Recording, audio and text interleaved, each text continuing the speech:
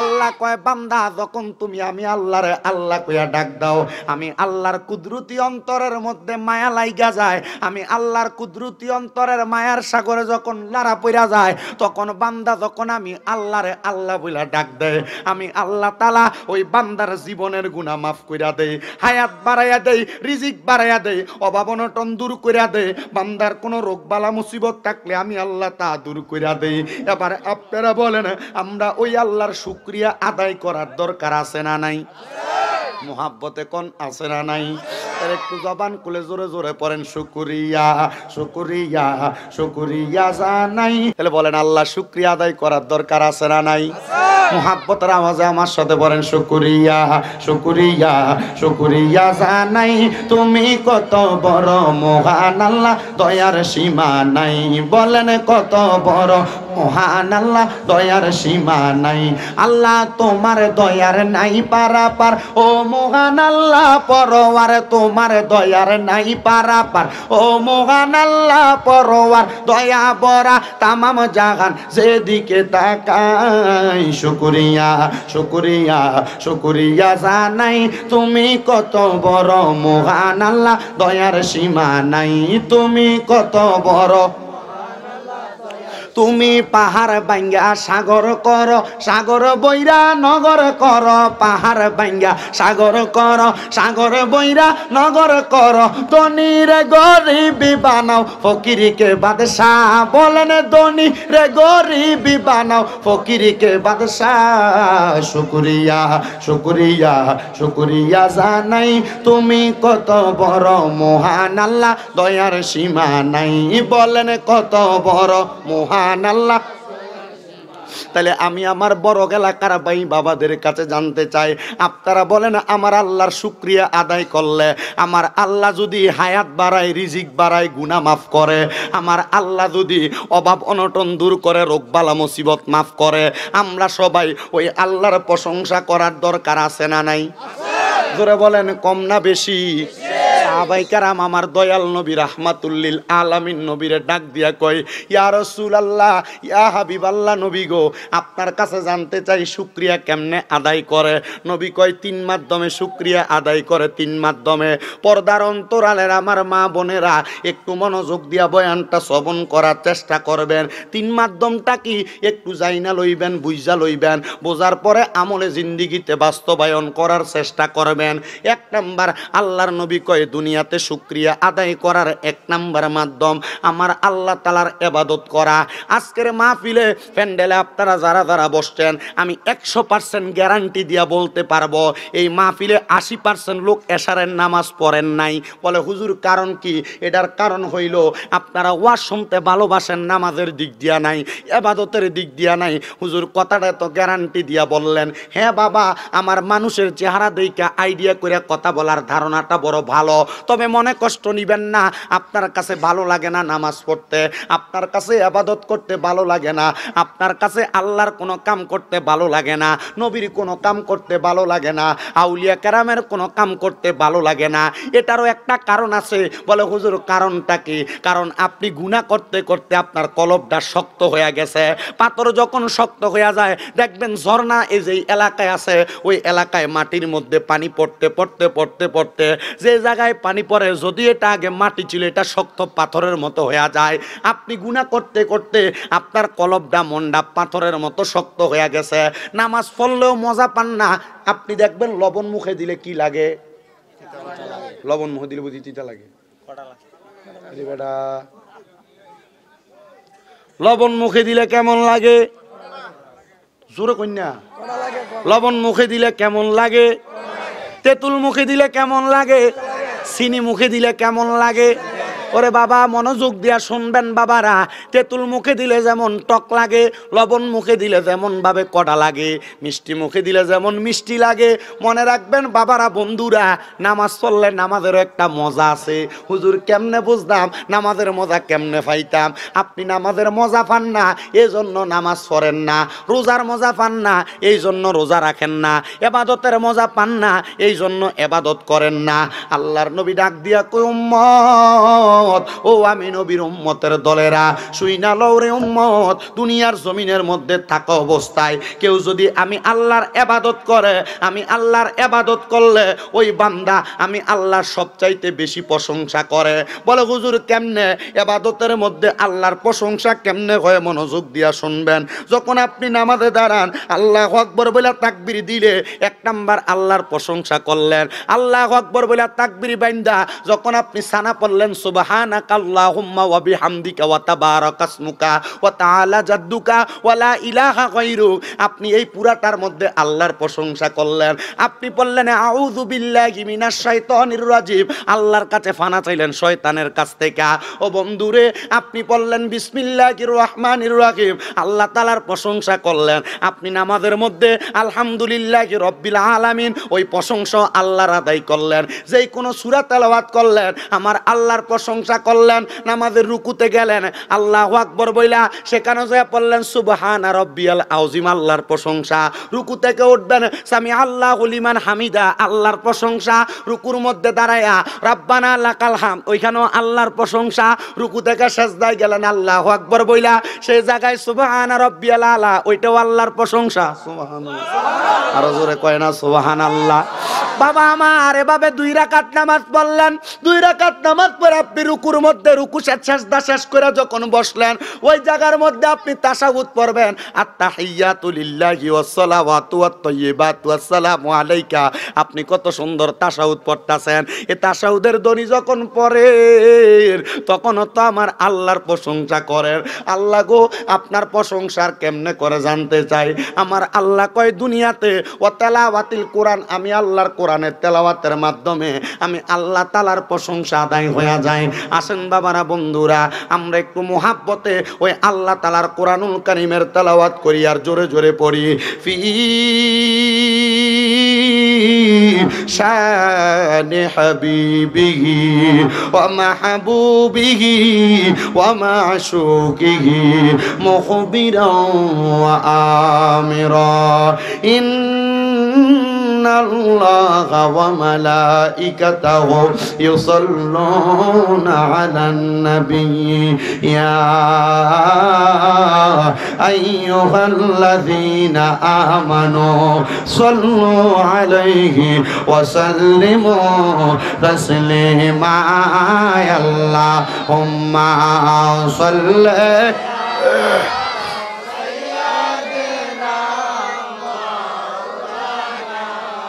মুহাম্মাদ ওয়া আলা আলি। চা খাওয়াবেন? চা আরেকটু জবান খুলে মুহাব্বতের আওয়াজে পড়েন আল্লাহুম্মা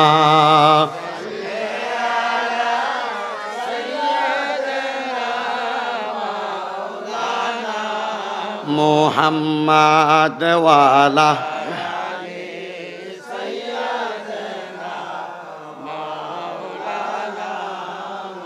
আমি জানতে চাই আমার বড়গের বাবারা, নবীর দুরূদ পড়লে লাভ আসেনি? আপনারা আসতে পড়লেও লাভ, জোরে পড়লেও লাভ, মনে মনে পড়লেও লাভ। পর্দার অন্তরালের মা বোনেরা একটু মনোযোগ দিবেন গো মা। আমি আপনাদের মতো একটা মায়ের সন্তান। আমি চাই আপনারা মা বোনেরা ছোট ছোট কয়েকটা আমল করে ইবাদত করে জান্নাতে যান। আমার আল্লাহর নবীর উপরে দুরূদ শরীফ আদায় করলে কেমন লাভ, যদি একটু মনোযোগ দিয়া শোনেন বুঝতে পারবেন। আমার দয়াল নবী রাহমাতুল লিল আলামিন নবী আমার কয় জগতের উম্মতের দলেরা, দুনিয়াতে যেই ব্যক্তি আমি দয়াল নবী রাহমাতুল লিল আলামিন নবীর উপরে প্রাণ ভইরা দুরূদ পড়ে, এক কথায় আমি নবীর প্রতি মুহাব্বত নিয়ে দুরূদ শরীফ আদায় করে, আমি নবী ঘোষণা করলাম আমি দয়াল নবী রাহমাতুল লিল আলামিন নবীর উপরে দুরূদ শরীফ যত বেশি আদায় করব, জান্নাতের মধ্যে ওই উম্মত আমি নবীর তত কাছাকাছি থাকব। এই প্যান্ডেলের বাইরে একটা কথা বলবা না।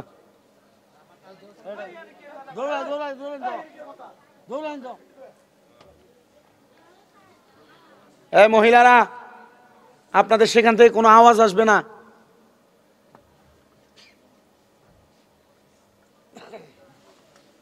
আপনারা এখানে যারা বসছেন, আমি আমার বয়স দেখে বোঝেন, আমার বয়সটা স্যাংরা বয়স, তবে আমার মাথার রক্তটা একটু বেশি গরম। এটা 3টা কারণ। 1 নম্বর কারণ, আমি আমার অল্প বয়স থেকে ওয়াজ করি, অর্গুমা থাকে বেশি। ডাক্তারে জিজ্ঞেবেন যে মানুষের সেদ বাড়ে কখন, যখন মানুষ বেশি অর্গুমা থাকে তখন তার সেদ বাড়ে। 2 নম্বর কারণ, আপনাদের দোয়ায় আমার কুমিল্লা 6টা মাদ্রাসা চলে, এই মাদ্রাসার ছাত্র কন্ট্রোল করতে যায়, ক্যাশবেস করতে অফ করাইতে যায়, আমি তখন সেতা লাগে। 3 নম্বর কারণ, আমি ওয়াজ করি এক টানা, যখন আমার ওয়াজের মাঝখান দিয়ে কেউ আটকে একটা আউটের আওয়াজ আসে তখন আমার মাথা রক্ত গরম হয়ে জায়গা। এই 3টা কারণ, এই 3টা কারণ। তবে আপনারা মনে কষ্ট নিয়েন না, আমি এখানে আপনাদের অনেকে সেলের মতো, আমি মোটামুটি যে বললা চানখা বললা নাকি চানখা বললা, এখান দিয়ে আসছি খাটুরা, 2টা মাহফিলে আসছি, ওই এলাকার মানুষ দেখছে কতটুকু ওয়াজ করে দিয়ে গেছি। তবে ওয়াজ মাহফিলে যে সৌন্দর্য, যে সিস্টেম, আমি ওই 2 মাহফিলে আইও পাইছি না, আমি গইরা তুলছি, বা 2 মাহফিলে আমি সিস্টেমটারে ওইভাবে জোগায় নিছি। আমি কিন্তু প্যান্ডেলে ঢুকে আপনারা সবাইরে দেখি নাই, মোটামুটি অনেকে আসছেন, আরও আইব। তবে যদি আপনারা মনোযোগ দিয়ে বইসা আমার কথাগুলা আমি যা বলি শোনেন এবং উত্তর দেন। ভাই খাদেমুল ইসলাম হাসানি এ কিন্তু গরম, এখন মোটামুটি খুব সুন্দর ওয়াজ করে, এবং সুন্দর করে না ক্যাসাইয়া জিকির দেয়, মোটামুটি রাইতে 2টাও যদি বাজে মানুষ মনে ঘুমের থেকে উঠতে আয়া পড়ে। ঠিক আছে না? তা আপনারা যারা এখানে বসছেন একটু মনোযোগ দিয়ে আমার কথাটা শুনবেন। আল্লাহর নবী বলছে, যেই ব্যক্তি দুনিয়াতে আমি নবীর প্রতি যত বেশি দুরূদ শরীফ পড়ে, জান্নাতের ভিতরে সে আমি নবীর তত কাছে থাকবো। সুবহানাল্লাহ, মারহাবা। সাহাবাই কেরাম আমার নবীকে প্রশ্ন করি, ইয়া রাসূলুল্লাহ, নবী গো, ও দয়ার নবী, রহমাতুল লিল আলামিন নবী, আপনার কাছে জানতে চাই, আপনি নবী বলেন আপনার উপর দুরূদ পড়লে আর কি কি লাভ হয়? আমার নবী কয়, উম্মত, আমি নবীর প্রতি একবার যেই ব্যক্তি দুরূদ পড়ব, আমার আল্লাহ তাআলা তার নামের উপরে জান্নাতের ভিতরে একটা গাছ লাগাইব। আচ্ছা বাবা, চিন্তা করেন, একবার দুরূদ পড়লেন, আল্লাহ জান্নাতে একটা গাছ লাগাইলো। যদি 10 বার পড়েন, গাছ কয়টা? 100 বার পড়লে জান্নাতের মধ্যে গাছ কয়টা? মনে করেন আপনি দুনিয়ার জমিনের ভিতরে বেশি আমল করতে পারলেন না, মুরব্বী বাবা যারা আছেন, আপনাদের কাছে আমার বেশি আবদার, হায়াতে জিন্দেগির বয়সে কত আমল করছেন, নামাজ কত পড়ছেন, এটা আপনি বেশি ভালো জানেন, আপনার ব্যাপারে আমি বেশি ভালো জানবো না। তবে চিন্তা করে দেখেন বাবারা, আপনার জীবনের আমলের কারণে আপনি জান্নাতে যাইবেননি মনে হয় না, সন্দেহ লাগে। কারণ গোপনে গোপনে গুনাহ করছেন, লুকিয়ে লুকিয়ে গুনাহ করছেন। আপনার গুনাহগুলার কারণে যদি আপনার দোজখে দেওয়া হয়, আপনি মরণের আগে যদি নবী নবী কইয়া মরেন, দুরূদ শরীফ পইরা মরেন। আমরা সুন্নিরা কেন নবী নবী করি? আমরা সুন্নিরা কেন নবীর প্রেমে পাগল হইয়া থাকি? এটার কারণ হইল, একবার ডাক দিলে অথবা আসসালাতু আসসালামু আলাইকা ইয়া রাসূলুল্লাহ কইয়া দুরূদ শরীফ আদায় করলে, একটা গাছ যদি জান্নাতে লাগায়, দৈনিক যদি 100 বার নবীর আল্লাহুম্মা সাল্লি আলা দুরূদ পড়ে, আমার আল্লাহ যদি 100 টাকা জান্নাতের ভিতরে লাগায়, আপনার গুনার কারণে যদি আপনি দোজখে চলে যাবেন, কিন্তু জান্নাতে যে গাছগুলা থাকবে, আব্দুল হক মুহাদ্দিস দেহলভী রাহমাতুল্লাহ আলাইহি, এই সারা বাংলা নয়, ভারত উপমহাদেশের প্রখ্যাত হাদিসের মুহাদ্দিস হযরত আব্দুল হক মুহাদ্দিস দেহলভী বলেন, আমার একজন ছাত্র প্রশ্ন করছে, হুজুর, তাহলে জান্নাতের ভিতরে যদি এতগুলা গাছ থাকে, লোকটা যদি দোজখের ভিতরে চলে যায়, তাহলে তার অবস্থা কেমন হবে? হুজুরকে আমি আমার ছাত্ররে বুঝ দিলাম, এ ছাত্র শোনো, তখন ওই জাহান্নামী ব্যক্তি আমার আল্লাহর কাছে একটা দরখাস্ত দিব, মাবুদ ও দয়াল আল্লাহ, আপনার কাছে আমার দরখাস্ত, আপনার কাছে আমার আবদার, আপনি আমার দোয়াটা কবুল করেন। বলে কি দোয়া? আল্লাহ, আমার নামাজের কারণে আমি দোজখে গেলাম, আমার রোজার কারণে আমি দোজখে গেলাম, আমার বদ আমলের কারণে আমি দোজখের মধ্যে গেলাম, মাবুদ রে, ও আল্লাহ, আপনার নবী না বলছে একবার দুরূদ পড়লে জান্নাতের ভিতরে একটা গাছ লাগাইবো? তাহলে আমি তো কতবার দুরূদ পড়ছি, আমার তো জান্নাতের ভিতরে একটা গাছের বাগান থাকার কথা। আল্লাহ কইব, রে বান্দা, হ্যাঁ তুমি দুরূদ পড়ার কারণে জান্নাতের মধ্যে তোমার একটা গাছের বাগান আছে। ওই সময় আল্লাহর বান্দাটারে জান্নাতের ভিতরে ঢুকাইবো, আর তার জান্নাতে দুরূদ শরীফের গাছের বাগানটারে দেখানো হবে। বান্দা জান্নাতের গাছের বাগানে ঢুকবো, আমার আল্লাহর ফেরেশতারা কইব, এ ফেরেশতারা বলবে, এই বান্দা জান্নাত থেকে বাইর হও, তুমি তো জাহান্নামী, জান্নাতি না। বান্দা বলবে, আমি দুরূদ শরীফ আদায় করার কারণে আমার আল্লাহ গাছের বাগান আমার লাগা লাগাইছে।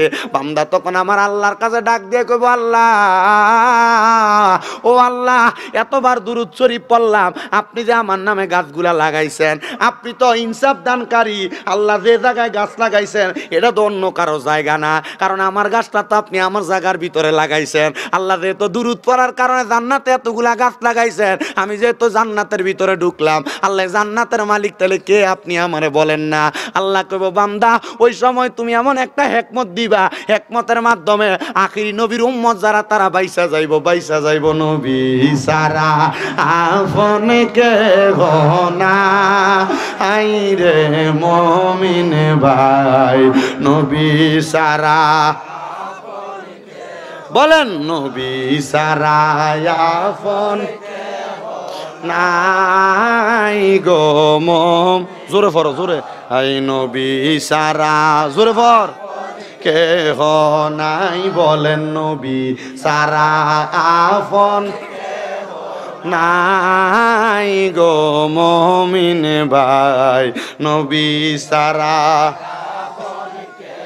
নবী রাহমাতাল লিল আলামিন, আপনি উম্মতের জামিন, গুনাহগার উম্মতের আপনজন, কন্যা রাহমাতাল লিল আপনি উম্মতের জামিন, উম্মত সারা নবী কিছু বুঝেন না, গুনাহগার উম্মতের লাগিয়া কান্দেন সেজদায় পড়িয়া, এখনো কান্দেন সোনার মদিনা, আইরে মুমিন ভাই, নবী সারা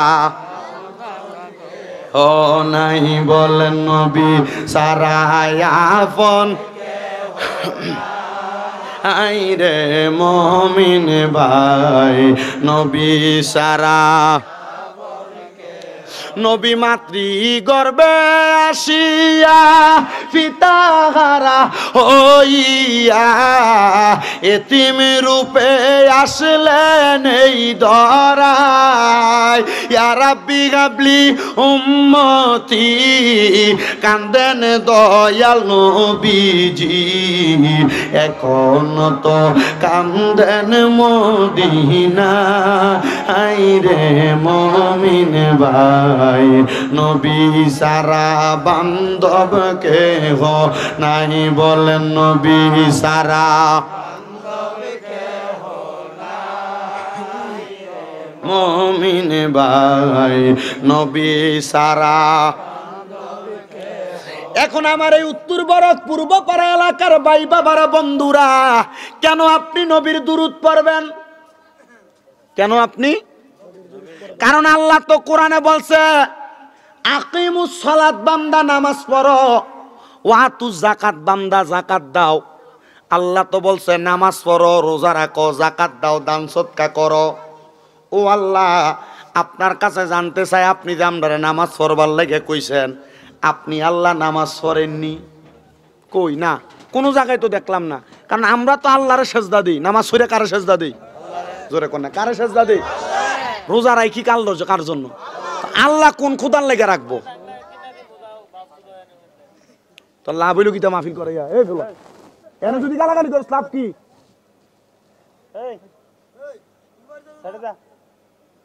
এনে যদি গালাগালি করছ লাভ কি? তুই তো গালাগালি করলি বেটারে।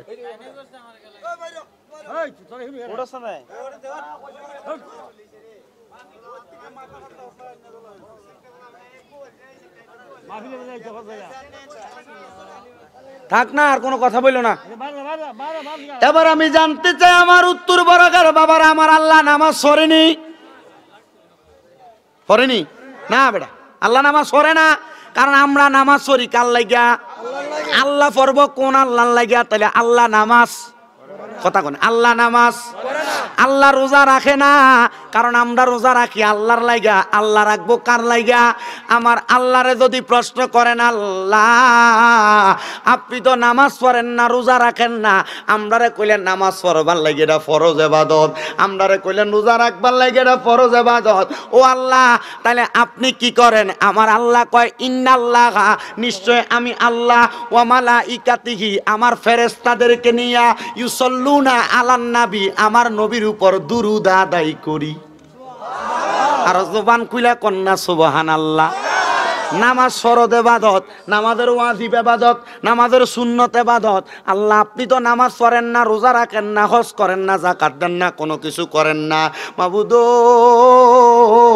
তাহলে আপনি কি করেন? আল্লাহ কয় বান্দা আমি আমার নবীর উপরে ফেরেশতারা লইয়া নামাজ আদায়, দুরূদ শরীফ আদায় করি। আল্লাহ তাহলে আমরা কি করতাম? আল্লাহ কইয়া আইয়ুহাল্লাযিনা আমানু, হে জগতের ইমামদারেরা, আমার আল্লাহ কোনো মুসলমানের ডাক দেয় না, কোনো কাফেরের ডাক দেয় না, কোনো মুশরিকের ডাক দেয় না। আল্লাহ মুসলমানের কেন ডাক দেন না? কারণ মুসলমানের ভিতরে মুসলমান দুই প্রকার, একটা ইমানদার মুসলমান আর একটা মুনাফিক মুসলমান। কারণ নবীর দরবারে অনেক মুসলমান ছিল, এমন অনেক মুসলমান দাবি করত যারা আমার নবীর দরবারে কি বলতো, এগুলাতে আবু জাহেলের দরবারে কইতো আমার নবী কয়ারা হইল মুনাফিক মুসলমান। এই জন্য আমার আল্লাহ কইয়া আইয়ুহাল্লাযিনা আমানু, আমি ইমামদাররে ডাক দিলাম। আল্লাহ কেন আপনি মসজিদের ইমাম সাহেবরে ডাক দিলেন না? কয় ইমাম সাহেব অনেক আছে মসজিদের মিম্বরে বইয়া বইয়া খুতবা দেয়, আর কয় আমার নবীরে দাঁড়ায়া সালাম দেওয়া যাবে না। অনেক ইমাম আছে মসজিদের মিম্বরে বইয়া বইয়া আমার নবীদের গুণকীর্তন করব দূরের কথা, আমার নবীদের গুণকীর্তনের বাহিরে যে কত সুন্দর ফতুয়া দেয়, মদিনা শরীফ যাওয়া লাগবে না, মক্কায় গেলে চলবো। কয়নি কথা কয় না? কয়নি। আবার রকেট হুজুর আরেকজন তো আছে, এবারে কইছে কিয়ামতের আগে এমন অবস্থা হইব মদিনার ঘরের উপরে নাকি কুত্তা প্রস্রাব করব। জোরে কোন নাউজুবিল্লাহ। এরা কেমনে এমন কথা বলে আমার বুঝে আসে না।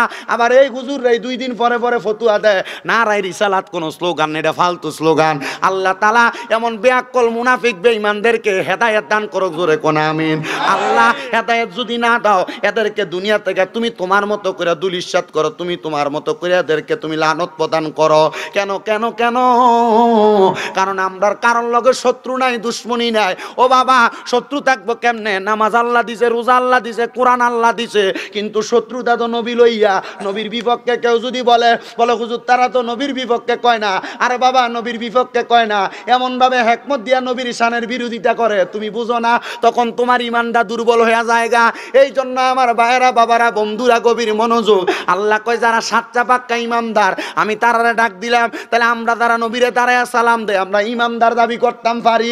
আল্লাহ কয় ইয়া আইয়ুহাল্লাযিনা আমানু, যারা ইমানদার, সল্লু, তোমরা ওই নবীর উপর সল্লু আলাইহি, ওই নবীর উপর দুরূদ শরীফ আদায় করো। ওয়াসাল্লিমু তাসলিমা, তোমরা সালাম দাও আদবের সাথে। তাফসিরে দুররে মানসুরের মধ্যে লেখে তাসলিমান আয় তাকরিমান, তাসলিমান আয় তাজিমান। তোমরা ওই নবীরে আদবের সাথে সালাম দাও। বইয়া সালাম দিলে আদব না, দাঁড়ায়া দাঁড়ায়া সালাম দিলে এটার নাম আদব। কইলেন না সুবহানাল্লাহ? একটা সহজ উত্তর শিখিয়ে দেই। আমরা যারা ইয়া নবী সালাম আলাইকা কয় নবীরে সালাম দেই, আমরা অনেকে বেদাতি কয়। কয়নি? কথা কয় না? কয়নি? শুধু এতটুক মুখস্থ রাখবেন, ওয়াসাল্লিমু তাসলিমা। কোন ওয়াসাল্লিমু? শুধু এতটুক বলবেন যে ভাই সাহেব বেদাতি যে কইলা, আল্লাহ যে কইছে ওয়াসাল্লিমু তাসলিমা, এটার অনুবাদরা করো। এটার অর্থ হইল সালাম দাও আদবের সাথে। কি এর সাথে? আদবের সাথে সালাম দাও। তো ভাই সাহেব যখন অর্থটা কইব যে সালাম দাও আদবের সাথে, তারা জিগাইবা বলে বইয়া বইয়া সালাম দিলে আদব না, দাঁড়াইয়া সালাম দিলে আদব। দেখবা সোনা বন্ধু এমন সুন্দর করে কইব, দাঁড়াইয়া দিলে আদব। বলে আমরা তো ইয়া নবী সালাম আলাইকা কইয়া আমার নবীরে দাঁড়াইয়া দাঁড়াইয়া সালাম দে। জবান খুলে জোরে জোরে বলেন সুবহানাল্লাহ। ওরে দুরুদের পাগল হইলে করবে নবী পার, আইরে দুরুদের পাগল হইলে করবে নবী পার। আল্লাহুম্মা সাল্লি আলা, পরবারে বার বলেন আল্লাহুম্মা বারে বার বলেন দুরুদের পাগল হইলে করবে নবী পার। বলেন দুরুদ। মা বোনেরও পড়েন, হইলে করবে নবী পার আল্লাহুম্মা সাল্লি আলা পরবারে বার হায়রে নবীর দরুদ পড়ে যারা ওরে ইমানদার মুমিন গো তারা বলেন নবীর দরুদ পড়ে আরে ইমানদার মুসলমান তারা হায়রে তাই তো সকলে আসে কানগন তাই তো সকল আসে কানগন দরুদ পড়ো না আল্লাহুম্মা সাল্লি আলা বারে বার বলেন আল্লাহুম্মা বারে বার হায়রে দরুদের পাগল হইলে করবে নবী পার বলেন দরুদ গল হইলে করবে নবী পার আল্লাহুম্মা সাল্লি আলা পরবারে বার হায়রে একটিবারও দরুদ পড়লে আরে জান্নাতে মিলবে নবী বলে হায়রে একটিবারও দরুদ পড়লে ওরে জান্নাতে মিলবে নবী বলে হায়রে বর্ণনা রয় হাদিসেতে বর্ণনা রয় হাদিসেতে নবীজির বয়ান আল্লাহুম্মা সাল্লি আলা বারে বার কন্যা আল্লাহুম্মা সাল্লি আলা পরবারে বার হায়রে দরুদের পাগল হইলে করবে নবী পার বলেন দরুদের পাগল হইলে করবে নবী পার আল্লাহুম্মা সাল্লি আলা পরবারে বার আমার নবী একটা ডাক দিয়া কয় উম্মত তাহলে তোমরা বেশি বেশি করে আমি নবীর প্রতি দরুদ শরীফ আদায় করো যদি তোমরা আমি নবীর সাথে জান্নাতের মধ্যে থাকতে চাও আমার দয়াল নবী রাহমাতুল লিল আলামিন নবীজি মসজিদে নববীর মধ্যে দাঁড়ায়া দাঁড়ায়া খুতবা দেয় হযরত ওমর আমার নবীর সামনে বসা আমার নবীর পাশে হযরত ওসমান বসা আমার নবীর পাশে হযরত আবু বকর সিদ্দিক বসা আমার নবীর দরবারে 70 মতান্তরে 72 জন সাহাবায়ে কেরাম বসা এমন টাইমে আমার নবীর দরবারের মধ্যে একটা মধু ফোঁকা আইসা বনবন বনবন করতেছে হযরত ওমর রাদিয়াল্লাহু তাআলা তাকায়া দেখতাছে মধু পোকার আওয়াজটা আমার নবীর বয়ানের মধ্যে বড় ডিস্টার্ব দিতাছে আমার দয়াল নবীজি মধু পোকারের সামনে থেকে একবার সরায় বামে থেকে একবার সরায় ডাইনে থেকে একবার সরায় হযরত ওমর মেজাজি মানুষ হঠাৎ করে দাঁড়ায় গেছে ডাক দিয়ে কই ইয়া রাসূলুল্লাহ ইয়া হাবিবাল্লাহ নবী গো অনুমতি দেন আপনি অনুমতি দিলে এই মধু পোকার গর্দান আমি ওমরের তরবারি দিয়া আলাদা করে দিব তাইলে বোঝা গেল সাহাবায়ে কেরাম নবীর অনুমতি ছাড়া একটা মধু পোকারে পর্যন্ত মারতো কথা কন্যা মারতো আর আমরা দি ভাইয়ে ভাই কিলাকিলি লাগিয়া জায়গায়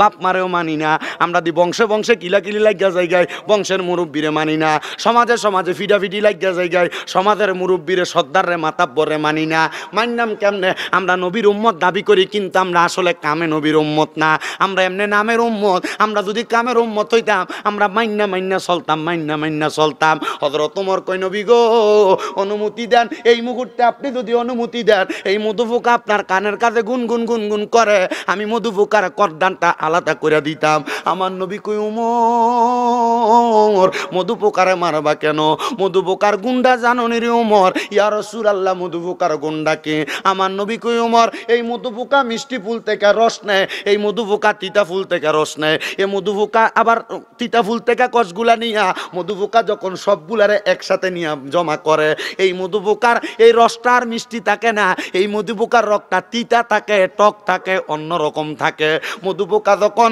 আমি নবীর প্রতি দুরূদ শরীফ আদায় করে তখন আমার আল্লাহ তাআলা দুরূদের বরকতে মধু পোকার মধুডারে এটারে ফোকার যেই ফুলের রসটারে আমার আল্লাহ মধু পোকা দুরূদ পড়ার কারণে একবারে মিঠা বানায়া দেয় ওমর এবার বলো তুমি কি মধু পোকারে মানবানি তাহলে বোঝা গেল দুনিয়ার মৌলবীরা নবীর শান বোঝে না বোঝে একটা মধু পোকা তাহলে মধু পোকার দাম দুনিয়ার ওই মৌলবীর চাইতে বেশি বলো হুজুর কোন মৌলবী যেই মৌলবী নবীর শানে মিলাদ কিয়াম করলে বেদাত ফতুয়া দেয় মধু পোকার রসটা মিষ্টি হয় আমার নবীর দুরূদের বরকতে তাহলে আমরা সবাই ওই নবীর দুরূদ বেশি বেশি পড়ার দরকার আছে না নাই তাহলে সবাই জোরে জোরে দুরূদ শরীফ পড়েন আল্লাহুম্মা সাল্লি মাওলানা মুহাম্মদ ওয়ালা আলি সাইয়্যিদিনা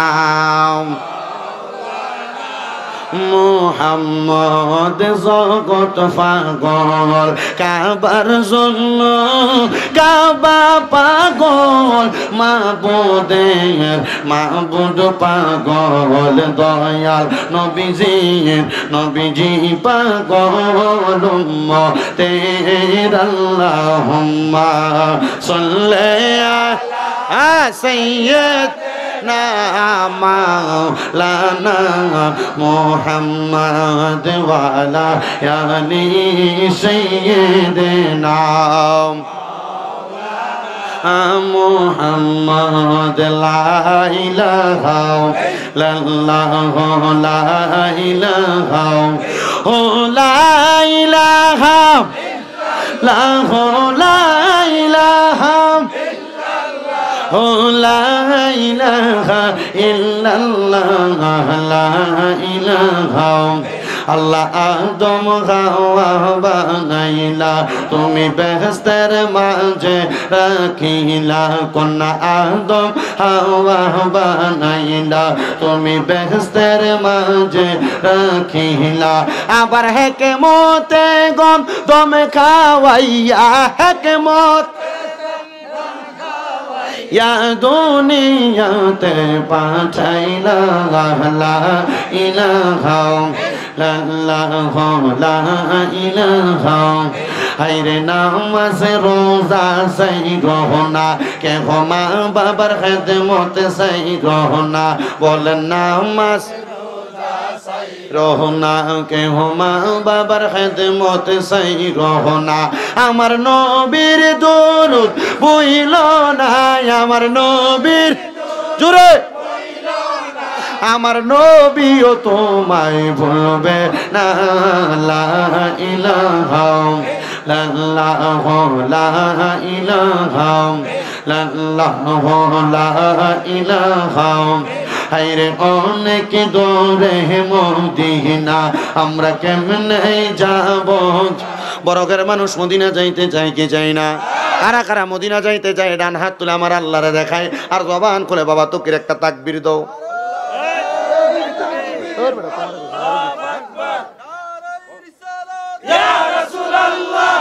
মাতে না তাকবীর তো জোরে মদিনা আপনারা যাইতে চান না মদিনা যাওয়ার আওয়াজকে আসতে হয় না জোরে হয় আমি মদিনায় যাই আসছি যে বেশি দিন হয় না দেন আমার চুল যে নাই হজ করতে যে কাইটটা ফলাইছি চল এটা সুন্নত নবীর সুন্নত এখানে যায় কারণ মদিনায় যায় নবীর রওজা যায় বইলে আসছি ইয়া রাসূলুল্লাহ আমি আপনার রওজা মুবারকে আসছি জীবনের সবচেয়ে বড় যে শখটা ছিল এটাই শখ আপনার রওজা জিয়ারত কইরাম নবী গো আরেকটা শখ এখন যেহেতু রওজা মুবারক দেখছি জীবনে মরণের আগে আপনি নবীর একবার ঘুমের ঘরে স্বপ্নে দেখতাম শখ আরেকটা কথা কইছি ইয়া রাসূলুল্লাহ ওয়াজ মাহফিলে গেলে কত মানুষ নিয়ে কথা কই নবী গো আপনি নবীর দুরূদ পড়ি আপনি তারারে একবার আপনার রওজায় নেন আপনারা কত রওজার সামনে কই আইছি শুধু রওজার সামনে না কাবা ঘরের গিলাপ ধরে কইছে আল্লাহ এই গিলাপ কাবা ঘর দেখলে বড় শান্তি লাগে বড় মায়া লাগে আল্লাহ তোমার বান্দারার এই কাবা ঘরের সামনে না মরণ দিও না আনাইলে মরণের আগে একবার হইলো তারা চোখ দিয়া স্বপ্ন হইলো কাবা ঘর দেখাইও বলেন ওই কাবায় যাইতে চাই কি চাই না এই যারা যারা যাইতে চাই ডান হাত সোজা করে দেখান জোরে তাকবীর দে বাকলা নারে তাকবীর আল্লাহু আকবার নারে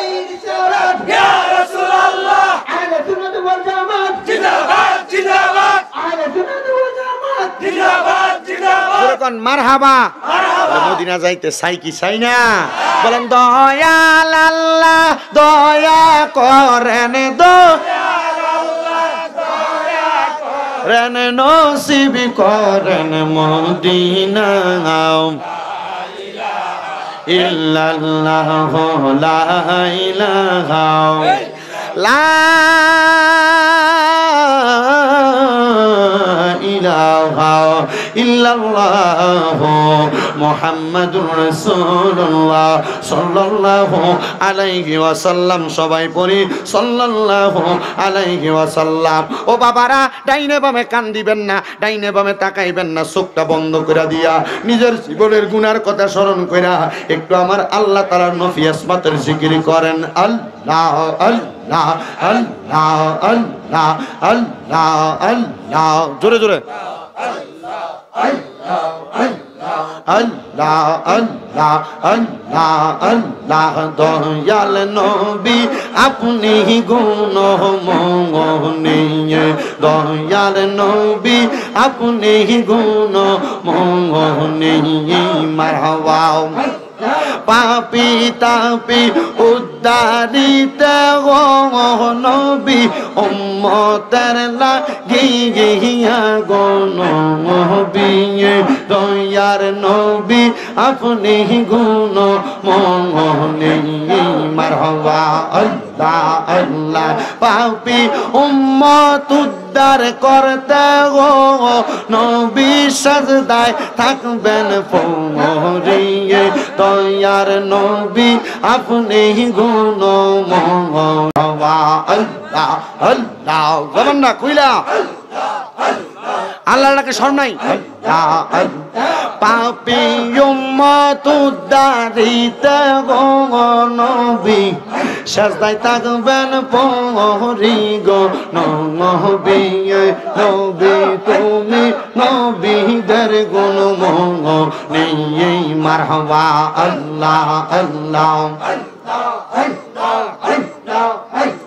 কত ভালোবাসি তোমার গো নবী বাসি তোমার দয়া কইরা কবুল কর আমরা পাপিরে মারহাবা কত ভালোবাসি তোমার গো নবী বাসি তোমার দয়া কইরা কবুল কর আমরা উম্মত রে মারহাবা আল্লাহ আল্লাহ পাপি তো পান শীতল হইতো গো নবী দিদার যদি পাইতাম গো নবী নবী তুমি নবী লাম্বিয়া তোমার লাইগা বানায়াছে গো আমার আল্লাহ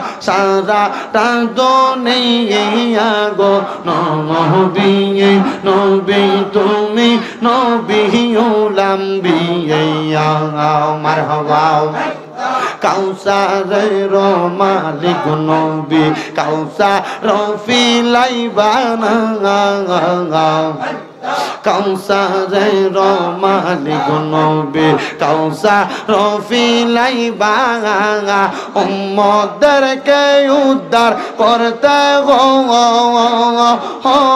নবী সাজদাতে পড়িবা গো নবী নবী তুমি নবী লাম্বিয়া মারহাবা আল্লাহ আল্লাহ আল্লাহ আল্লাহ মুর্শিদ বিনে খুদা তো মিলে না জগৎবাসীরা মুর্শিদ বিনে খুদা তো মিলে না মারহাবা যদি হয় তোর মনের টাঙান ধর মুর্শিদ বাবা জাগান কলবেতে হইবা যে দিবানা মারহাবা মুর্শিদ রূপে হইলে পানা কলবে হইবা দিবানা থাকে না তার গুণা বেসমার আছে প্রমাণ তাঙার মুর্শিদ আমার কলবের ডাক তাঙার হাইরে মুর্শিদ আমার কলবের ডাক তাঙার আছে প্রমাণ তাঙার জাকারিয়া বাজান কলবের ডাক তাঙার মারহাবা যদি হয় তোর মনের টাঙান ধর মুর্শিদ বাবা জাগান আল্লাহ রাসূল পাইবা সর্বদাই মুর্শিদ রূপে হইলে পানা কলবে হইবা দিওয়ানা থাকে না তার গুনাহ বেসমার আছে প্রমাণ তাঙার মুর্শিদ আমার কলবের ডাক তার মারহাবা আল্লাহ আল্লাহ মুর্শিদ আমার কলবের ডাক তার আছে প্রমাণ তার মুর্শিদ আমার কলবের ডাক তার মারহাবা লা ইলাহা ইল্লাল্লাহ মুহাম্মাদুর রাসূলুল্লাহ সাল্লাল্লাহু আলাইহি ওয়াসাল্লাম। ডাইনে বামে না তাকায়া মুহাব্বতে বলেন আমরা জিকির করলাম কার? আমার বাবা বেরা বন্ধুরা গভীর মনোযোগ দিবেন। আমি আল্লাহ তাআলার কালামে হাকিম কুরআনুল কারীমের সূরা তাকাসুরের প্রথম 2 আয়াত আমি আপনাদের কাছে তেলাওয়াত করেছি। আল্লাহ তাআলা কুরআনুল কারীমের মধ্যে ঘোষণা করেছে বিসমিল্লাহির রহমানির রহিম আল হাসুর হাত্তা যুরতুমুল মাকাবির। আমার আল্লাহ তাআলা ঘোষণা করে বান্দা ও বান্দা কিসে তোমারে দুনিয়ার মায়ার মধ্যে ফালায়া রাখছে, তখন তুমি বুঝতে পারবা যখন তুমি কবরের দেখা পাইবা, কবরের সাথে তোমার সাক্ষাৎ হইয়া যাইবা। হ্যাঁ হ্যাঁ আল্লাহ তাআলা ঘোষণা করে সুবহানাল্লাহ কইতেন না? সুবহানাল্লাহ জোরে কইতেন না? সুবহানাল্লাহ। কাল্লা লাউ তাআলামুনা সুম্মা কাল্লা লাউ তাআলামুন। আল্লাহ কয় বান্দা বান্দা মনে রাখো শুনে রাখো অতি সত্বর তুমি যাই না যাইবা। হ্যাঁ হ্যাঁ তুমি যাই না যাইবা। আল্লাহ কি জানার কথা বললেন? আমার আল্লাহ কয় যখন তোমার মরণের ঘন্টাটা বাইজা যাইব, যখন তোমার সমর হাজির হইয়া যাইব, আজরাইল তোমার সামনে হাজির হইয়া যাইব, ওই সময় বান্দা এই দুনিয়া কি আর আখিরাত কি তুমি বুঝতে পারবা। বুখারী শরীফের একটা হাদিস আল্লামা আহমদ ইয়ারকান নঈমি রাহমাতুল্লাহ আলাইহি ওনার তাফসিরে নূরুল আনওয়ারের মধ্যে উনি সুন্দর করে এই আয়াতে কারিমার তাফসিরি করতে যে বাম দিকের টিকার 3 নাম্বার অংশতে লিখেছে। উনি বলতেছে জগতের মানুষ দুনিয়ার জমিনে একটা মানুষের সঙ্গী হলো 3টা জিনিস। 1 নাম্বার তার সম্পদ, 2 নাম্বার তার ছেলে মেয়ে আত্মীয় স্বজনেরা, 3 নাম্বার তার কৃতকর্ম। এই 3টা জিনিস হইল একটা মানুষের সঙ্গী। কিন্তু এই 3টা জিনিসের মধ্যে 2টা জিনিস সে দুনিয়াতে রাইখা মারা যায়, মানে দুনিয়াতে রাইখা একটা জিনিস লইয়া সে কবরে যায়। ইয়া রাসূলুল্লাহ নবী গো 2টা জিনিস কি দুনিয়াতে রাইখা যায়? আমার নবী কয় 1 নাম্বার সম্পদ, 2 নাম্বার হলো তার আত্মীয় স্বজন বন্ধু বান্ধব সবরে রাইখা যায়। ওরে মা বাবা আত্মীয় স্বজন স্ত্রী পুত্র ভাতৃগণ সবার চাইতে আমার নবীজি আপন, জানের চাইতে অধিক ভালো নবীজিকে না বাসিলে হাদিসে কয় তাহারি মান্না হাইরে মুমিন ভাই নবী সারা আপন কে গোনায়। দুনিয়ার মানুষ তাহলে আপনার সম্পদ যা আপনি জোড়াইলেন সব আপনি দুনিয়াতে রাইখা যাইবেন, আত্মীয় স্বজন বন্ধু বান্ধব যা জোড়াইলেন সব আপনি দুনিয়াতে রাইখা যাইবেন। তাহলে আমার আল্লাহ যে বলল কাল্লা সাউফা তাআলামুনা সুম্মা কাল্লা সাউফা তাআলামুন, আমার আল্লাহ তাআলা যত সুন্দর করে কোরআনুল কারীমে ঘোষণা করেছে বান্দা হ্যাঁ হ্যাঁ অতি সত্বর তুমি জেনে যাইবা, যাই না যাইবা। আল্লাহ কি জানানোর কথা বলছে? মানে তুমি কবরে যাইয়া যাইতে যাইতে তোমার কৃতকর্ম ভালো কাজ দুনিয়াতে করছো না খারাপ কাজ করছো এগুলা কিন্তু কবরের মধ্যে তোমার জানানো হবে। বলে হুজুর কেমনে? কবরের ভিতরে তো প্রশ্ন করবো 3টা, মান রাব্বুকা ওয়া মান দীনুকা ওয়া মান নাবিয়ুকা। এই 3টা প্রশ্নের ভিতরে তো আমার কৃতকর্মের কথা নাই, আসলে তো কথা সত্য। মান রাব্বুকাতে আমার কৃতকর্মের কথা নাই, নামাজের কথা নাই, রোজার কথা নাই, হজের কথা নাই, যাকাতের মধ্যে নাই। ওয়া মান দীনুকার মধ্যে নামাজের কথা নাই, রোজার কথা নাই, হজের কথা নাই, যাকাতের কথা নাই, নামাজের কথা নাই এবং হালাল হারামের কথা 2-3 প্রশ্নের ভিতরে নাই। তাহলে আমার আল্লাহ তাআলা কি আমরারে এমনি এমনি কইল? কয় না না না, বান্দা কবরে 3টা প্রশ্ন জবাব দেওয়ার পরে হাসরের ময়দানে যখন দাঁড়ায়া যাইবা ওই জায়গার ভিতরে আরো 5টা প্রশ্নের জবাব দেওয়া লাগবো। কয়টা? ওরে বিচার হবে কর্ময় অনুসারে, কঠিন হাসরে বিচার হবে কর্ময় অনুসারে। তুমি দুনিয়াতে সুদের টাকা খাইবা আবার কইবা আমি জান্নাতে আমি ইমানদার, কবরে সাফাদাত ছলাই দিব। কথা কোন ঠিক কি? উত্তর বরগে সুদ করে আসেনি, হারাম করে আসেনি, ঘুষ করে আসেনি, এতিমের হক মাইরা খাইয়া পরের হক খাইয়া সুদের টাকা খাইয়া দোহানে বইয়া বইয়া লম্বা লম্বা কথা কয়ে মনো আসেনি। আবার মাহফিলে দানের টাকা লেহাইয়া দেয় না এমন সিটার আসেনি। আমার কাছে আমারে ভাই বিচার দে হুজুর, কত মানুষ মাহফিলে টাকা লাখায় হুজুর কিন্তু তাকবীরের লাগে না রে তাকবীর ভাওয়ানের লাগে এগুলা লেহাইয়া এর পরে জায়গা দেয় না। আমি কইলাম মনোযোগ দিবা মুসলমান, আল্লাহ নবী কয় 3 প্রকারের ব্যক্তি মুনাফিক। কয় প্রকার? কথা কয় না, কয় প্রকার? নবী কয় 1 নাম্বার যারা কথা দিয়া কথা রাখে না তারা মুনাফিক, তারা মুনাফিক। আরেক নাম্বার হলো যারা মুসলমানের সাথে থাইকা কাফেরদের সাথে সম্পর্ক বজায় রাখে, এরা আরেকটা মুনাফিক। নবী কয় আর কারা? আমার নবী কয় যারা দুনিয়ার জমিনের মধ্যে একজনের কথা অন্যজনের কাছে লাগে, এটা আরেকটা মুনাফিক। ও মুসলমান, নারে তাকবীরের লাগে লেহাইয়া গেলা, দেহাটা দিলে হাইলা না দিলা না। যদি তারা এখন নামটা ভইলা কই অমুক মিয়া টেহাটা দিছে না, ইজ্জত থাকবো না? আরে মুসলমান শোনো, আমি যেই ওয়াজ করতেছিলাম, তাহলে কবরের ভিতরে আল্লাহ তাআলা মান রব্বুকা ওয়া মান দীনুকা ওয়া মান নাবিয়ুকা, এই 3 প্রশ্নের পরে আরো প্রশ্ন করব কয়টা? 5টা। মারহাবা কইন, আরো জোরে কইন মারহাবা। তাহলে ওই 5টা প্রশ্নের জবাবটা কি? এখানে হাদিস শরীফ পড়িন না ফলা ফাইন মাদ্রাসা পড়ো। আউয়ালু মা ইউহাসাবু ও জোরে কও, হ্যাঁ কও, বিহিল আব্দু ইয়াউমাল কিয়ামাতিস সালাহ। মারহাবা, জোরে কস না, জোরে কোন মারহাবা। আল্লাহ দে কিয়ামতের ময়দানে প্রথম প্রশ্ন করব নামাজের হিসাব। তাইলে হিসাব একটা ফাইলেন নি? এরে বান্দা দেখছেন ছোট ছোট ফলা ফাইন কি হাদিস জান না বইছে। আপনি তো এই হাদিসের মানিও বোঝেন না আব্বা। আপনি কত সুন্দর ফলারের মাদ্রাসা পড়ান, ঠিক আছে। আমার মাদ্রাসায় এক বাচ্চা মানুষ পড়ে, বয়স বেশি না, মাত্র 9 বছর বয়স। তে মারা যাওয়ার পরে আমরা 10 জন ছাত্র লইয়া তার দাদার জানাজার নামাজে গেছি, তার নানার জানাজার নামাজে। আমরা কইলাম তার নানার ওসিয়ত ছিল তে যেন মাদ্রাসায় ফিরা তার নানা জানাজা পড়ায়। তার বাপে হুজুর কিটা, হুজুর তার এত ছোট মানুষ কেমনে পড়াইবো জানাজা? আমি কামনে দেখেন হুজুর, আমি চাইছিলাম পোলাটারে ডাক্তার বানাইতাম, তার নানায় না তারা জোর করে তার নানার বাড়িতে না মাদ্রাসায় পড়াইছে। এই ফোলা কেমনে পড়াইবে, এটা কি বলেন? আমি কইছি দিয়া দেখেন না বেটা, এমনে ছোট যাতে মাতাল তালে ঠিক, এটা দান্না মরিচ হইয়া রইছে। পোলা 7 পাড়ার হাফেজ সাহেব, পোলা যখন জানাজার নামাজে দাঁড়াইয়া গেছে, আল্লাহর কসম জানাজার নামাজটা শেষ করার সাথে সাথে তার আব্বাই আমার ফাউন্ডির ভিতরে আঞ্জা কইরা ধরছে। হুজুর এতদিন দেখছি জানাজার মাঠে হুজুররা ইমামতি করে, আজকে দিয়ে আমার ফুটে তার নানা ইমামতি করতেছে। তার মানে বোঝা যায় ছোট ছোট বাচ্চারা মাদ্রাসায় পড়াইলে ছোট ছোট বাচ্চারা আপনার জানাজার নামাজ পড়াইবো, এটা শিখাইয়া দেয়। আমার আল্লাহ তাআলা নবীর হাদিসের মাধ্যমে উলামায়ে কেরাম তারা সিনার ভিতরে দিয়া দেয়।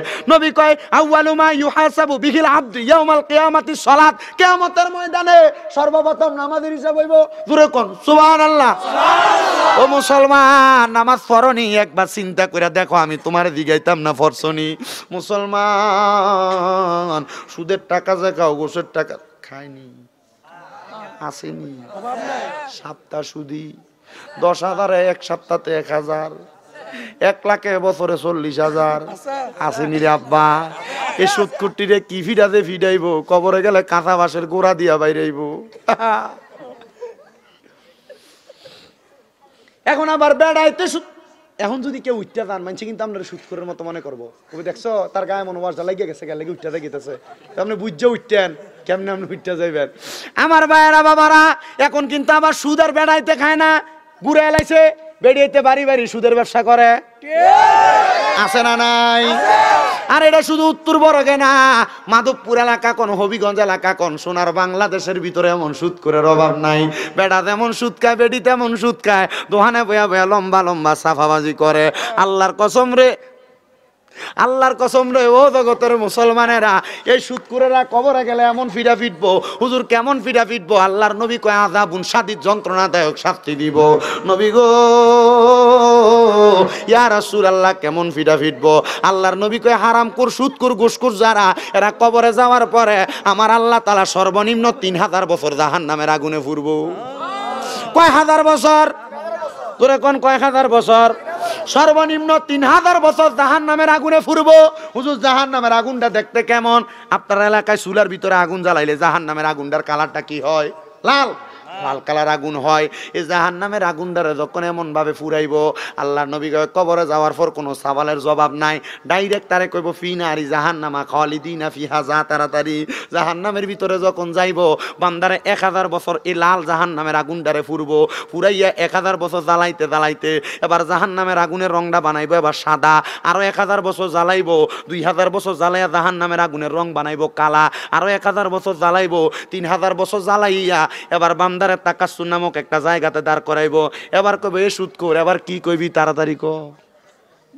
আগে 3000 বছর ফাইল দিব, এরপরে সওয়ালের জবাব। তখন বান্দা সওয়ালের জবাব দিবে দূরের কথা, 3000 বছর জাহান্নামের আগুনের মধ্যে তখন ফুরবো, ফুরার পরে এই বান্দাটা পানির পিপাসার্থ হইয়া আযাবের ফেরেশতারে কবে, এই ফেরেশতা আমারে তাড়াতাড়ি একটু পানি দে, তারপরে কথা। ও হুজুর, 3000 বছর জ্বালান লাগেনি, জাহান্নামের আগুনের ভিতরে তো একবার জ্বললে তো ফুইরা শেষ, তাহলে 3000 বছর কারে জ্বালাইবো? আর ডিয়া সালিও তো থাকতো না 3000 বছর। আল্লাহর নবী কয় না, শোনো, একদিন যখন জ্বালাইবো, জ্বালানোর পরে শরীরে চামড়া ফসবো, জ্বলবো, আগুনের ভিতরে হাড্ডিগুলা ছাই হইয়া যাইব, আমার আল্লাহ ফায়াকুন কইয়া আবার দেহটারে বানাইবো, আবার শাস্তি দিব, আবার বানাইবো, আবার শাস্তি দিব, আবার বানাইবো, আবার শাস্তি দিব। আল্লাহ একবার মানলে তো চলে, কয় একবার তো হারাম খাইছত্তা, দুইবার তো খাইছত্তা, বারবার খাইছস, কত মানা করছি শোনস নাই।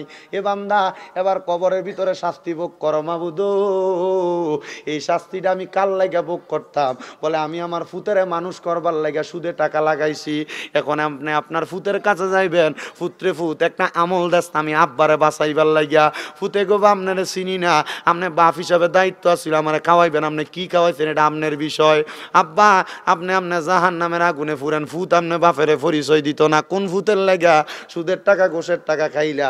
ওরে বন্ধু, বউয়ের সুন্দর কাপড় কিনা দেওয়ার লাগিয়া, বউয়ের সুন্দর সাজসজ্জা করে রাখাইবার লাগিয়া হারাম টাকা খাইলা, মিছা কথা কইয়া কইয়া ব্যবসা করবা, হারাম টাকা খাইবা, সুদের টাকা ঘোষের টাকা খাইবা। আল্লাহর কসম, এই বউয়ের কাছে যায় যখন হাতটা বাড়াইবা, হাতটা বাড়াইলে বউ কইব, স্বামী গো আমি বউ হিসাবে আপনার দায়িত্ব ছিল আমারে খাওয়ানো, আপনি হারাম খাওয়াইছেন না হালাল খাওয়াইছেন এটা আমার দেখার বিষয় না। আপনি বলবেন রে বউ একটা আমল দিয়া সহযোগিতা করো, বউ কইব না আমি পারতাম না, তখন আপনার বউ আপনারে ফিরিয়ে দিব।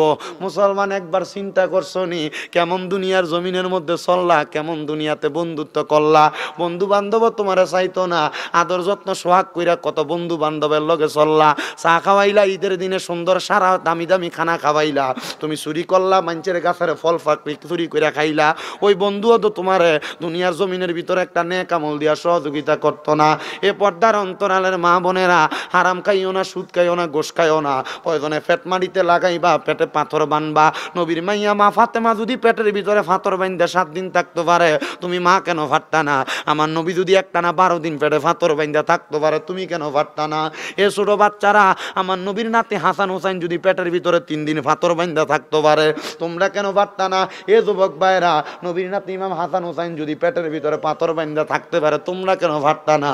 এখনকার যুগে এলাকার ভিতরে সুদের ব্যবসা করে না, এলাকার ভিতরে গোসের ব্যবসা করে না, এখন ব্যাংকের ভিতরে এককালীন 20 লাখ 15 লাখ রাখা দেয়, মাসে মাসে তুইলা খায়, এমনও আসেনিও। এটার নাম দিছে ডিপিএস, এটার নাম দিছে এফডিআর, এককালীন টাকা রাখুন না, এটাও সুদ। তুমি জানো না ডিজিটাল সুদে তোমারে খাইছে। আল্লাহর কসম, এই সুদের কারণে অন্ধকার কবরে গেলে বড় জাহান্নামের আগুনে জ্বলবা। ও বন্ধুরে, এ আলহাকুমুত তাকাসুর হাত্তা যুরতুমুল মাকাবির, এই আয়াতের 2টা অংশ। একজন মহিলা শাম দেশে বসবাস করত, শাম দেশের খবর হয়তো আপনারা মোবাইলের মাধ্যমে দেখছেন যে সিরিয়া বিজয় হয়েছে। ওই সিরিয়া বিজয় হয়েছে, মুসলমানেরা কত আনন্দ করতেছে। ওই সিরিয়ার মধ্যে 19 বছর 17 বছর একটানা সিরিয়ার মানুষরে কষ্ট দিছে। কষ্ট দেওয়ার পরে ওই সিরিয়ার মানুষ আল্লাহর কাছে কত দোয়া করছে। ছোট একটা বাচ্চা মানুষের কাছে মিডিয়ার সামনে কইছে, আমার যে এত সিরিয়ার বেঈমানেরা মারতাছে, আমরা কিন্তু আমার আল্লাহর কাছে বিচার দিয়া দিমু। ছোট বাচ্চা কইছে, আমার আল্লাহ তাআলা ওই সিরিয়াটারে বিজয় কইরা দিছে। ওই সিরিয়ার মূল নাম হলো আরবি ভাষায় শাম দেশ। কি দেশ? শাম দেশ। আল্লাহর নবী দোয়া করছে, আল্লাহুম্মা বারিক লানা ফি শামিনা ওয়া ইয়ামিনিনা, আল্লাহ তাআলা আপনি শাম দেশ এবং ইয়ামেন দেশে বরকত দান করেন। আল্লাহ এমন বরকত দান করছে, শাম দেশের মানুষদেরকে আল্লাহ তাআলা বিজয় দান করছে, সিরিয়ার মানুষকে বিজয় দান করছে। আল্লাহর কাছে ফরিয়াদ জানাই, আল্লাহ বাংলাদেশের দিকে ভারতের দাদা বাবুরও মাঝে মাঝে কিছু নজর দেয়, বাবার বিভিন্ন উস্কানিমূলক বক্তব্য দিতেছে। আল্লাহ বাংলাদেশের মুসলমানরা এত সহজ সরল না। বাংলাদেশের মুসলমান যেমন জিমে জিমে থাকে, আবার মাঝে মাঝে ইমানের চেতনা বাড়লে এরা তরবারি হাতে নিয়ে যুদ্ধ করতে পারবো। বাংলাদেশ এমন পাবলিক আছে, 71-এর পাবলিক এখন আর বাংলাদেশের পাবলিকরে মনে কইরো না। এ ভারতের দাদা বাবুরা মনে রাখতে হবে, বাংলার মুসলমান ইমানি চেতনা নিয়ে যখন গাজওয়াতুল হিন্দে যাচাই করার জন্য, গাজওয়াতুল হিন্দকে বাংলাদেশে বাস্তবায়ন করে যুদ্ধে বিজয় করার জন্য মুসলমানদের ডাক দিব, একটা মুসলমানও ঘরে থাকবে না, সব মুসলমান মাঠের মধ্যে নাইমা যাইব। তো যেই কথা বলতেছিলাম, ওই শাম দেশের একজন মহিলা যখন আলহাকুমুত তাকাসুর হাত্তা যুরতুমুল মাকাবির এই আয়াতটা শুনছে, আয়াতটা শুই না ওই মহিলার কাজ ছিল এলাকার মধ্যে ব্যবসা বানা করা। কি বানা? আছে না এমন অনেক মহিলা, আছে না এমন অনেক মহিলা? আমরা এলাকাতে একটা আছে, এরা কাম হইলো কিতা, এরা কাম হইলো এক জায়গায় বিয়া বইছে, এটারা ফান্দে মান্দে ফালাইয়া 2-3 লাখ লই এটারা সাইরা দেয়, এরপর আরেক জায়গায় বিয়াবো।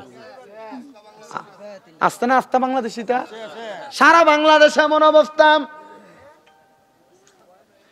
এদেরকে ভালো মহিলা বলেন, এদেরকে বেশ্যা বলে বাংলা সরল বাংলা ভাষায়। ওই শাম দেশের বেশ্যা মহিলা তিনি বলেন, আমি চেষ্টা করলাম, আমি কত মানুষের সাথে আমার জীবন কাটাইলাম, জীবন কাটানোর পরে আমি হেদায়েতের দাওয়াত কোনো জায়গার ভিতরে পাইছি না। হঠাৎ কইরা আমি যখন একটু মনের ভিতর আমার ভয় ভয় লাগছে, ডর ডর লাগছে। কেমনে ডর লাগছে জানো? আমি একদিন আসরের নামাজের সময় আমার ঘরের ভিতরে ঘুমাইছি।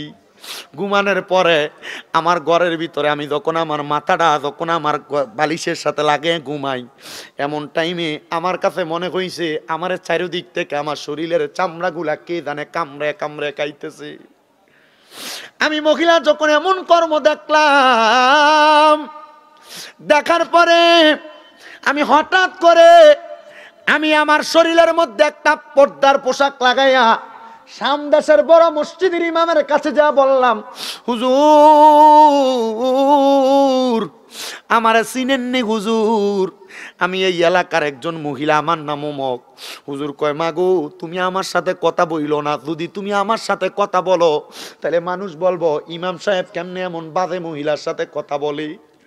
মাগো কেন তুমি আমার কাছে আসছো জানি না, তবে আমি তোমার কাছে একটা ওয়াজ কইরা দেই। ওয়াজটা হইল আলহাকুমুত তাকাসুর হাত্তা যুরতুমুল মাকাবির। এ মা, এ আয়াতটা আমি তোমারে কইছি, তুমি আয়াতটা মাইনা চইল, বুঝা চইল। মাইয়া কই আয়াতটার মানে আমি হুজুররে জিগাইলাম, হুজুর এ আয়াতটার মানিটা কি আপনি আমারে বলেন? হুজুর ডাক দিয়া কয়, মা এ আয়াতটার মানি হইল, এ আয়াতটার অর্থ হইল, এ আয়াতটার সরল অনুবাদ হইল, তোমারে কিসে দুনিয়ার মোহ মায়া মমতার ভিতরে ফালাইয়া রাখছে, তোমার কাছে যেদিন তোমার সামনে কবর চলে আসবো সেই দিন তুমি বুঝতে পারবা। কাল্লালাউ তাআলামুনা ইলমাল ইয়াকিন, তুমি তোমার ইয়াকিন সম্পর্কে জানবা। এ মুসলমান, এ মহিলা কয়, আমি যখন এই কথাটা শুনছি আমি ঘরের ভিতরে যাই আমি কান্না করতে লাগলাম, আমার ভিতরে বড় বড় ভয় লাগছে। আমি ঘরে যাইয়া বালিশে মাথাটা লাগানোর পরে আমি কানতে কানতে যখন ঘুমিয়ে গেছি, আমি স্বপ্ন দেখছি রে, আমার শরীরের গোস্তগুলা কিসে যেন কামড়ে কামড়ে খাইতেছে। আমি আর দেরি করলাম না, ও পর্দার অন্তরালের মায়েরা, ব্যাপারটা যারা চলো বেড়াইতে সামনে যাইতে তোমরা যারা দ্বিধাদ্বন্দ্ব মনে করো না, পরপুরুষের সামনে কথা বলতে তোমরা যারা দ্বিধাদ্বন্দ্ব মনে করো না, আল্লাহ দোহাই গো মা, এই পরপুরুষের সামনে যাওয়ার কারণে তোমার জান্নাতে যাওয়া হারাম হয়ে যাইব। এ বেডা মানুষ, আপনারা মনে দুঃখ দিয়া শুনবেন, আপনারা মনে করেন সুন্দরী কোনো মহিলা দেখলে চাইলেই মনে হয় আপনার কাছে ভাল লাগে, এ মহিলার দিকে চাওয়াটা আপনার জাহান নামে যাওয়ার কারণ হইয়া দাঁড়াইব। একবারও তো চিন্তা করলা না? আমরা এই ওয়াজ করলে আমরা অনেকে কই শরীয়তের মৌলবী সাহেব। আরে বাবা, আপনাদের এলাকায় অনেক জায়গার ভিতরে দেখছি বহুত ফিসাব বেরিয়ে লইয়া ঘরের ভিতরে বইয়া থাকে। আপনাদের এলাকায় এমন জায়গায় দেখছি বহুত ফিসাব ঘরের ভিতরে বইয়া বইয়া সিগারেট খায়। আমি আল্লাহর কাছে চিন্তা করছি, আল্লাহ গো, এই মানুষগুলা কেমনে আল্লাহর কাছে জবাব দিব? এরা তো নিজের ফিট দাবি করে, এরা তো নিজের দুনিয়াতে হক্কানি মানুষ দাবি করে। আমার আল্লাহ তাআলা যদি এটির বিচার করে, আল্লাহ তাআলা সর্বপ্রথম এটির একবারে কঠিন যন্ত্রণাদায়ক শাস্তি প্রদান করব। আপনি মনে করছেন এরারে মনে হয় ফির কয়? আল্লাহ নবী কয় ফির দেয়, এরারে দেখলে কয় না। নবী কারে ফির কয়? ইবনে মাজাহ শরীফের 303 নাম্বার পৃষ্ঠায় নবী হাদিস কয়ে দিছে ফির কারে কয়। নবী ফির কারে কয়? আমার নবী কয় ইজারু উযুকির আল্লাহু আযজা ওয়া জাল্লা, যার দিকে চাইলে আল্লাহর কথা মনে হয় এটা হইল হক্কানি ফির। সুবহানাল্লাহ। তো ফিরে সিগারেট খায়, মুড়িতে গাঞ্জা খাইবো? এই কথা কন না কেন? ফিরে বেরিয়েতলে বয়া থাকলে মুড়িতে বেরিয়েতলে শুয়ে থাকবো? আপনার এগুলার বিরুদ্ধে বলেন না, আপনার এগুলা নিয়ে কথাও বলেন না। আপনার এগুলারে কত সুন্দর চলাচল করেন, এগুলা নিয়ে পড়ে থাকেন। আল্লাহর কসম মুসলমান, এটা হক পথ যদি জানতে চাও, ইহদিনাস সিরাতাল মুস্তাকিম যদি বুঝতে চাও, তাহলে তোমাকে সরল সঠিক কোরআনের সরল সঠিক দিকটারে যাচাই বাছাই করতে হইব। মুসলমান ও মা বোনেরা, তুমি কেমনে চলো, তুমি কোন পথে চলো? আমি তোমার পায়ে হাত দিয়া বলি রে আব্বা জান, তুমি জাহান্নামে যাও আমি চাই না। এই উত্তর বরগের একটা মানুষ যদি আজকে আমার ওয়াজটা শুনে হেদায়েত হয়, আমার ওয়াজের সফলতা এইটা। আজকে উত্তর বরক পূর্বপাড়া আল মদিনা জামে মসজিদ উদ্যোগে 18তম মাহফিলের সফলতা এইটা। মাহফিল কমিটির পোলাপানগুলো এত কষ্ট করে, এদের তো একটা লাভের দরকার আছে। এই লাভটা কিন্তু দুনিয়ার টাকা পয়সা না, লাভটা হইলো আজকের মাহফিলে একজন হেদায়েত হইলে এই হেদায়েতের কারণে আল্লাহ সব দিলে মাফ করে দিব। কথা কোন ঠিক কিনা? বাদানো মহিলার দিকে চাইলে চলবে না, চাওয়ার কারণে আপনি দুদকে যাইবেন, চাওয়াটা আপনার দুদকে যাওয়ার কারণ হইব। তো আপনারা এলাকার বাউল গানের আয়োজন যখন হয়, বেরিয়েতের কোমর নাচানিটা দেখলে, গানের আওয়াজটা শুনলে আপনারা দৌড়ে যান। আমার বুঝে আসে না, উরুস মুবারকের নাম দিয়া যারা বেরিয়ে দিয়া বাউল গানের আয়োজন করে, এটি কেমনে মুসলমান দাবি করে? এটি মুসলমান না, এটি নাম্বার 1 ভণ্ড। আমার কাছে খারাপ লাগতেছে?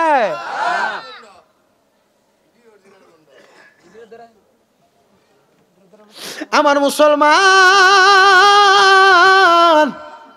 ও নবীর উম্মতের দল, আমার এরাই দেখবেন ওই বাউল গানের স্টেজে বইয়াই কয় আমরা শরীয়তের মৌলবী, আমরা কিছুই বুঝি না। কথা কন না ঠিক কিনা? আল্লাহর কসম মুসলমান, এরা দুনিয়াতে আমরা এমন ভাবে কুয়া মজা নেয়, আমরা হাসরের ময়দানে মজা পামু। বলে হুজুর কেমন মজা গো? আমার আল্লাহ তাআলা আমরারে দেখাইয়া দেয় এদের শাস্তি দিব, আর আমরা কুম আল্লাহ আমরাই তো ভালো ছিলাম, আমরাই তো আরামে ছিলাম।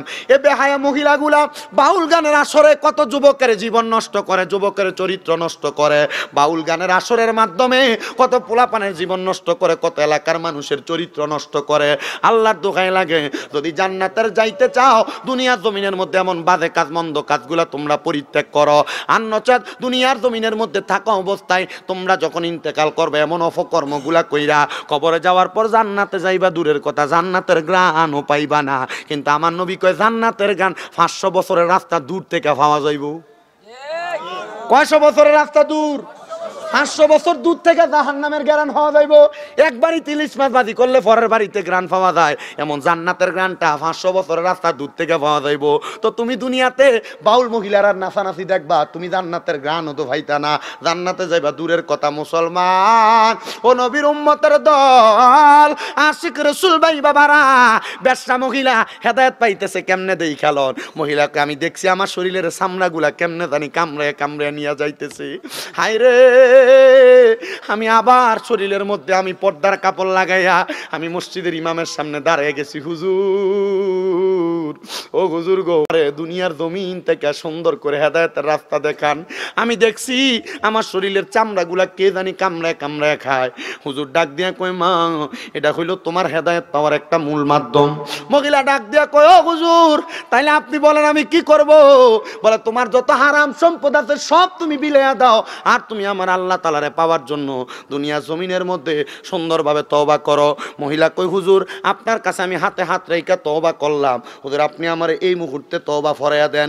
আপনার এলাকায় অনেক মানুষ বায়াত গ্রহণ করে, বেরিয়েত বায়াত গ্রহণ করেনি। বেরিয়েত মুরিদ হয় না, জায়েজ আছে, অসুবিধা নাই। তবে বেরিয়েত পীরের সামনে যাইতে পারবে না।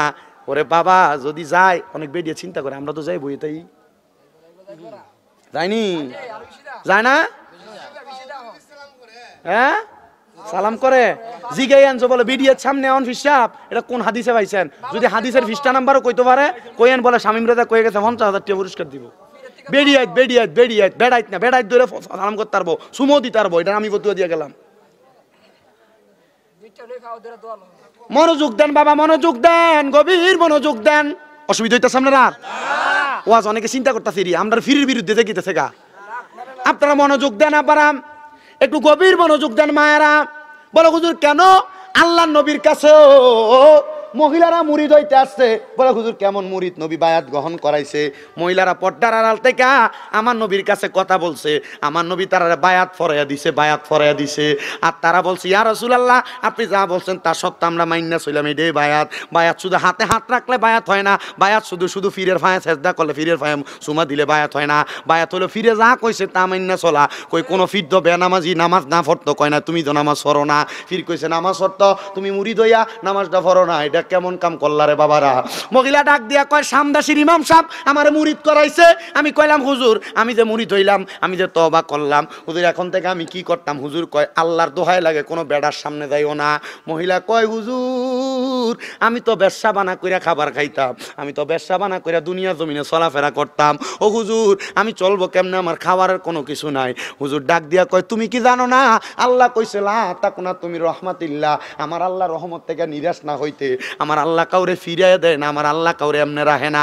এ মহিলা শোনো শোনো শোনো, আমি তোমার কাছে একটা আবদার জানিয়ে দেই, তুমি এখন থেকে আমার আল্লাহ তাআলার ইবাদত করবা, তুমি আমার আল্লাহ তাআলার ইবাদত করবা, আমার আল্লাহ তাআলার ইবাদত করবা। দেখবা আমার আল্লাহ তাআলা তুমি এই বেশ্যা মহিলার আল্লাহ ভালো রাখবো। আগে না বেশ্যা বানা করছো, তওবা করলে আমার আল্লাহ মাফ করে দিব। এবার আপনারা করেন আমার আল্লাহ মাফ করতে পারেনি, জোরে কোন পারেনি? পাপ আগে যা করছেন এই জায়গায় বন্ধ। এ মা বোনেরা পাপ আগে যা করছে এখানে বন্ধ, গুনাহ আগে যা করছে এখানে বন্ধ। বলে হুজুর কেমনে মাফ করব? এবার মহিলাটা দুনিয়ার জমিনের মধ্যে হুজুর থেকে বিদায় নিয়া ঘরের ভিতরে ইবাদত করতেছে। ইবাদত করতে করতে ওই মহিলাকে খানা আদান প্রদান করার জন্য তার একটা দ্বারক বাহক ছিল, চাকর থাকে না বাড়িতে, কামের লোক। ওই মহিলার একটা কাজের লোক ছিল। ওই কাজের লোকটা বলে ওই দিন রাত্রবেলা যখন আমি আমার ওই মালিককে খাবার দিতে গেছি, আমি খাবার দিয়া যখন বাড়িতে আসলাম, খাবার দিয়া বাড়িতে আসার পরে আমি আর রাত্রবেলা আমার মালিকের বাড়িতে যাই না, মানে ওই ব্যবসা মহিলার ঘরে যাই নাই। পরের দিন সকালবেলা আমি তার নাস্তা নিয়ে যখন গেলাম, আমি দেখলাম আমার মালিক অন্যদিন কাপড় এলোমেলো অবস্থায় খাটের মধ্যে শোয়া থাকে, কিন্তু আমি যাইয়া দেখলাম আমার মালিকটা নামাজের সেজদার ভিতরে ফিরে রইছে। কিরে সেনা ব্যবসা মহিলা ছিল, আগের রাত্র তার এলোমেলো দেখলাম, আমি দেখলাম সকালবেলা এই মহিলাটা সুন্দর কাপড় পইরা পবিত্র অবস্থায় সাজদায় পড়া রইছে। কাজের মহিলা সে বলতেছে আমি ব্যবসা মহিলার বাড়িতে কাজ করতাম, কিন্তু যা দেখি আজকে অন্যরকম অবস্থা। অন্যদিন দেখতাম তার শরীরের কাপড়গুলা, জামা কাপড়গুলা সুন্দর, এলোমেলো অবস্থায় শরীর দেখা যায়, কিন্তু আজকে দেখি জামা কাপড় দিয়া শরীরটা ঢাকনা দেওয়া, সেজদার ভিতরে পড়ে রইছে। আমি কতবার ডাক দিলাম, মালিক ওঠেন না গো, আপনার নাস্তা রেডি। আমি তাকে দেখলাম গত রাত্রে আমি তার জন্য যে খাবার আনছি, ওই খাবারগুলো তার পাশে পড়ে আছে, ওই খাবারগুলো সে খায় নাই। আমার সন্দেহ হওয়ার পরে আমি তার কাছে যে তার আমি ডাক দিলাম,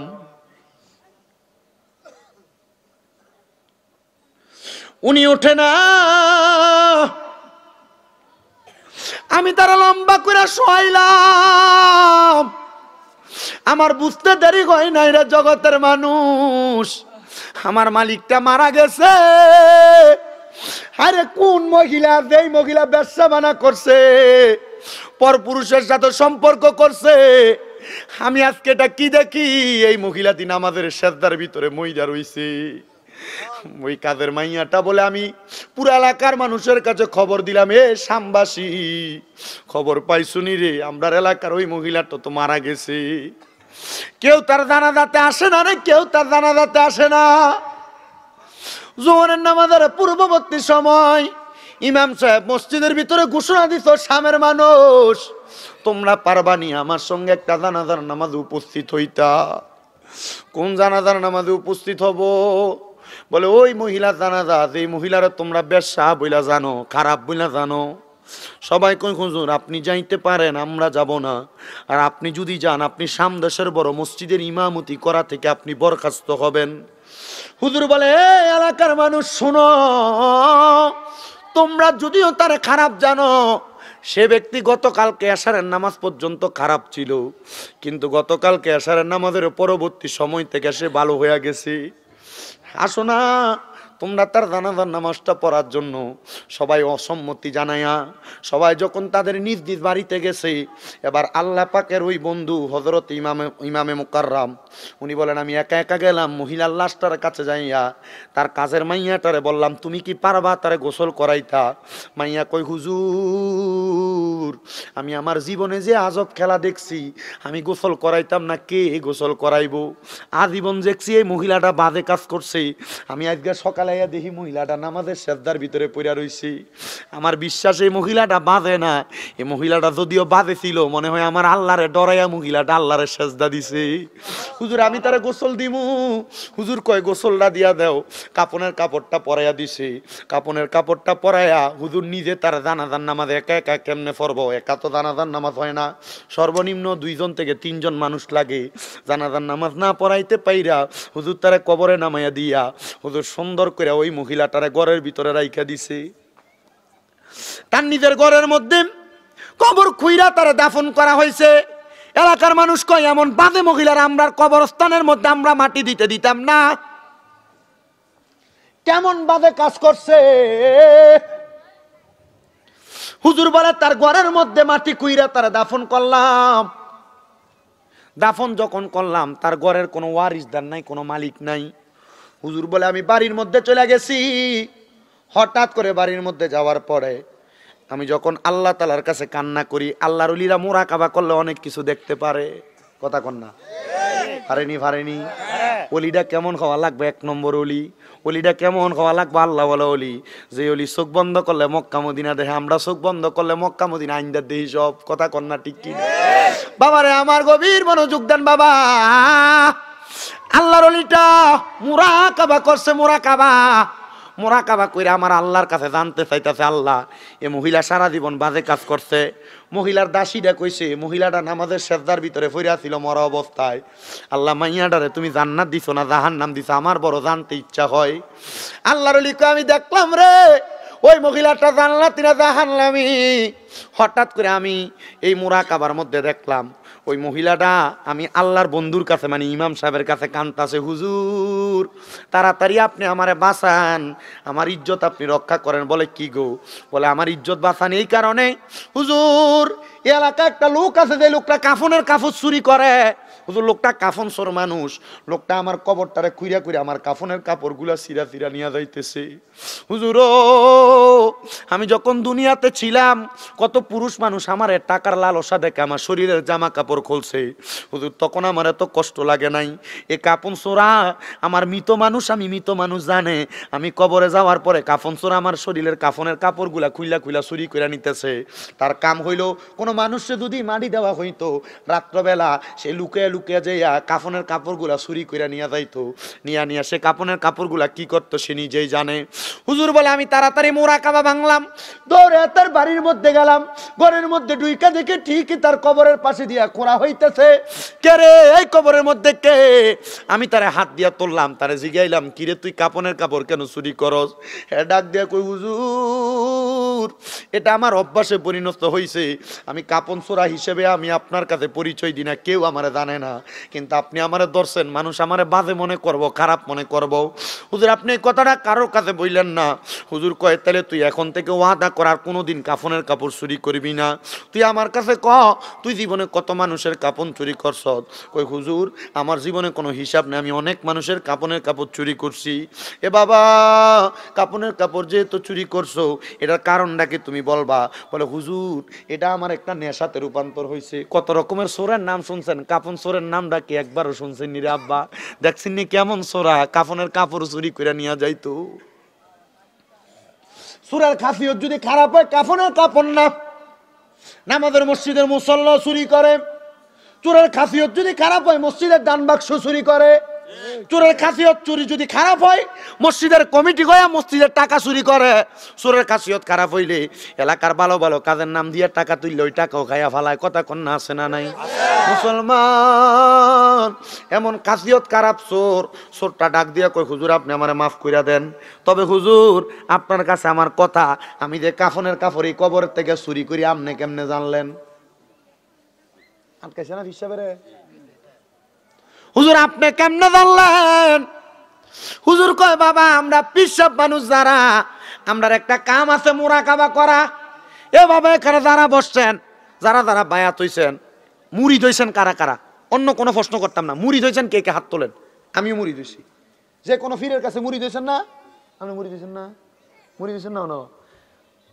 হাত তোলে, মারহাবা, হাত নামান বাবা। মুরিদ হইছেন কথা সত্য।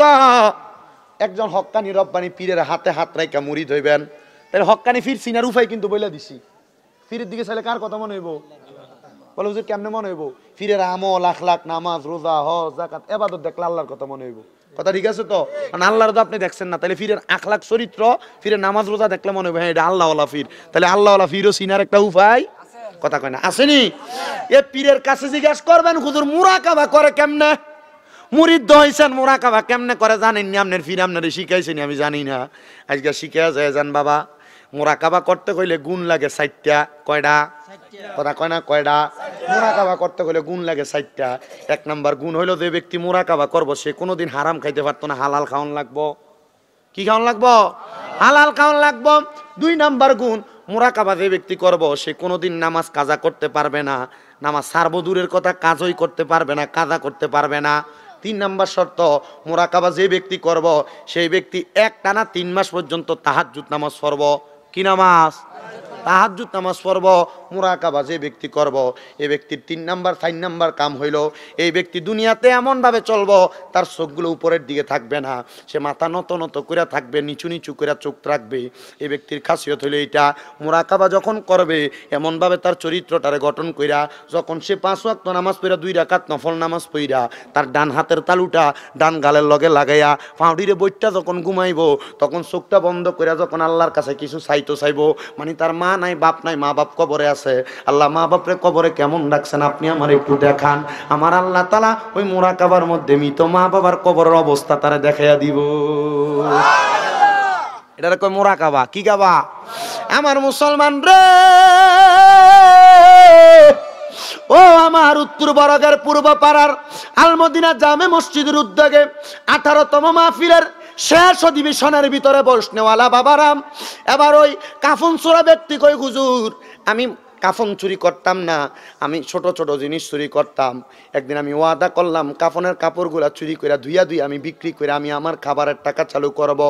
হুজুর এই সুরের অভ্যাস আমার হইতো না, আমি আমার ছোটবেলা থেকে আমার মা বাপরে হারাইছি, আমার গাইড দিয়ে বড় করার মতো কেউ ছিল না, আমার শাসন করে বড় করার মতো কেউ ছিল না। ও হুজুর এজন্য না আমি অভিভাবক খারাপ হইয়া আমি কাফনের কাপড় চুরি করে করে চলতাম। হুজুর ও এলাকার কোনো মানুষ মারা যাওয়ার আগে আমি প্রস্তুতি নিতাম, আমার আল্লাহ তাআলার ওই বান্দা মারা গেলে আমি তার কাফনের কাপড়গুলা চুরি করে করে বেচতাম। হুজুর আজকে ওয়াদা করলাম আজকে যদি আপনি আমার ইজ্জত বাঁচান আমি আর কোনোদিন কাফনের কাপড় চুরি করতাম না। হুজুর কই তারে আমি আমার কাছে নিলাম, তারা আমার কাছে নিয়ে তওবা করাইলাম, তওবা করায় কইলাম বাবারে আর কোনোদিন এমন বাজে কাজটা কইরো না। এই কথা কইয়া সে ফলা আমারে কয় হুজুর ঠিক আছে আর কোনোদিন বাজে কাজ করতাম না, তবে হুজুর আমার মা বাপ সে মইরা গেছে, আপনি যেহেতু আমি কাফন চুরি করি এই জিনিসটা আপনার ঘর থেকে এই ঘরের খবর জানতে পারছেন, আমার মা বাপ কবরে কেমন আছে আপনি এইটাও জানেন, আপনি একটু আমার জানার ব্যবস্থাটা কইরা দেন। আটকা সিনির হিসাবে রে একটি বাসায় 2টি পাখি কত যে আনন্দে থাকি গো, মুর্শিদ এখন তুমি কোথায় আমি কোথায় কাউকে কেউ আর দেখি না আগে জানি না, মুর্শিদ এমন করে ছেড়ে যাইবা মুর্শিদ আগে জানি না। আমরা কুমিল্লাতে একজন হক্কানি পীর ছিল রে, পীর ছিল ডক্টর আহমদ পেয়ারা বাগদাদি রহমতুল্লাহ আলাই। ওনার শাহজাদা ওনার ছেলেটা এখনো বেঁচে আছে, সুন্দরভাবে তাকরির করে মাইনছেরে বোঝায়, ওই দরবারে বেরিয়ে তো ঠিক মতো যায় না, মুরিদ হইলে পর্দার আড়াল থেকে মাইকে শুইনা শুইনা মুরিদ হইয়া যায়। তোমার আত্মা তেমি সাইয়া আত্মা কইতাম কত মনের কথা গো, এখন কার কাছে কই মনের কথা, কাউকে কেউ আর দেখি না গে, জানি না। ওই বাগদাদি হুজুরের দুইটা মুরিদ আমার চোখের দেখা। হুজুরের দুইটা মুরিদ, একজনের বাড়ি হইল কুমিল্লা বরুড়া থানার জলম এলাকায়, ওনারা শাহ আলম হাদি সাহেব নামে চিনে। বাগদাদি হুজুরের নামটা শুনলে, বাগদাদি হুজুরের কথাটা শুনলে চোখটি বায়া বায়া পানি পড়ে। হুজুরের আরেকটা মুরিদ আতাউর রহমান আতা ভাই দরবারে এখনো যায়, জুতা ফাঁয়ে দিয়া দরবারে ঢুকে না, জুতা ফাঁয়ে দিয়ে হাঁটে না, জিগাইলে কয় আদবের খেলাফ হইব, কোনো জায়গায় যদি আমার ফিরের পাউন্ডা লাগিয়া থাকে। হুজুরের নামটা শুনলে চোখ দিয়া বায়া বায়া পানি পড়ে। আমি জিগাইলাম কারণ কি? বলে আমরার ফিরে এমন পীর ছিল রে, চোখটা বন্ধ করে আমরার ফিরে আমরার কলবের অনেক খবরের কথা কইয়া দিত। হায় রে আমার এই উত্তর বরগের বাবা, ওই ছেলে ডাক দিয়া কয় হুজুর, যেটা আমার কাফন চুরির খবর আপনি আপনার ঘর থেকে জানতেন, আমার মা যে মারা গেছে, আমার আব্বা যে মারা গেছে, আমার আব্বা আম্মা কবরে কেমন আছে এই খবর আপনি জানেন। হুজুর আমার আব্বা আম্মার খবরটা আপনি আমার একবার কন্যা। হুজুর কয় বাবা আমি তোরে কি খবর বলতাম, তবে আমি তোর একটা আমলের কথা বলতাম পারি, যে আমলটা করলে তুই তোর আব্বা আম্মার কবরের খবরটা জানবি। বলা কই হুজুর আমার আব্বা আম্মার কবরের খবরটা কোন আমল দিয়া জানলাম, আপনি আমার একবার কন্যা। কয় বাবা আল্লাহ কোরআনে বলছে বিসমিল্লাহির রহমানির রহিম, ওয়া মিনাল লাইলি ফাতাহাজ্জাদ বিহি নাফিলাতান লাকা আসা আইয়াবআসাকা রাব্বুকা মাকামান মাহমুদা। আল্লাহু আকবার। আওয়াজটা মজা হয় নাই, আবারও তেলাওয়াত করি, সবাই আমার সাথে জোরে জোরে পড়বেন। ওয়া মিনাল লাইলি ফাতাহাজ্জাদ বিহি নাফিলাতান লাকা আসা আইয়াবআসাকা রাব্বুকা মাকামান মাহমুদা। জোরে কোন মারহাবা। হুজুর কয় এ পাগলা, এ আয়াতের মধ্যে একটা নামাজের কথা বলছে রে, এ নামাজটার নাম হলো তাহাজ্জুদের নামাজ। এই উত্তর বরগের যুবক, কত বিদেশ যাওয়ার চেষ্টা করো, যাইতে পারো না। আল্লাহর কসম 3 মাস তাহাজ্জুদ নামাজ পড়ো, দেখবা আমার আল্লাহ তাআলা তোমার বিদেশের যাওয়াটা কনফার্ম করে দিব।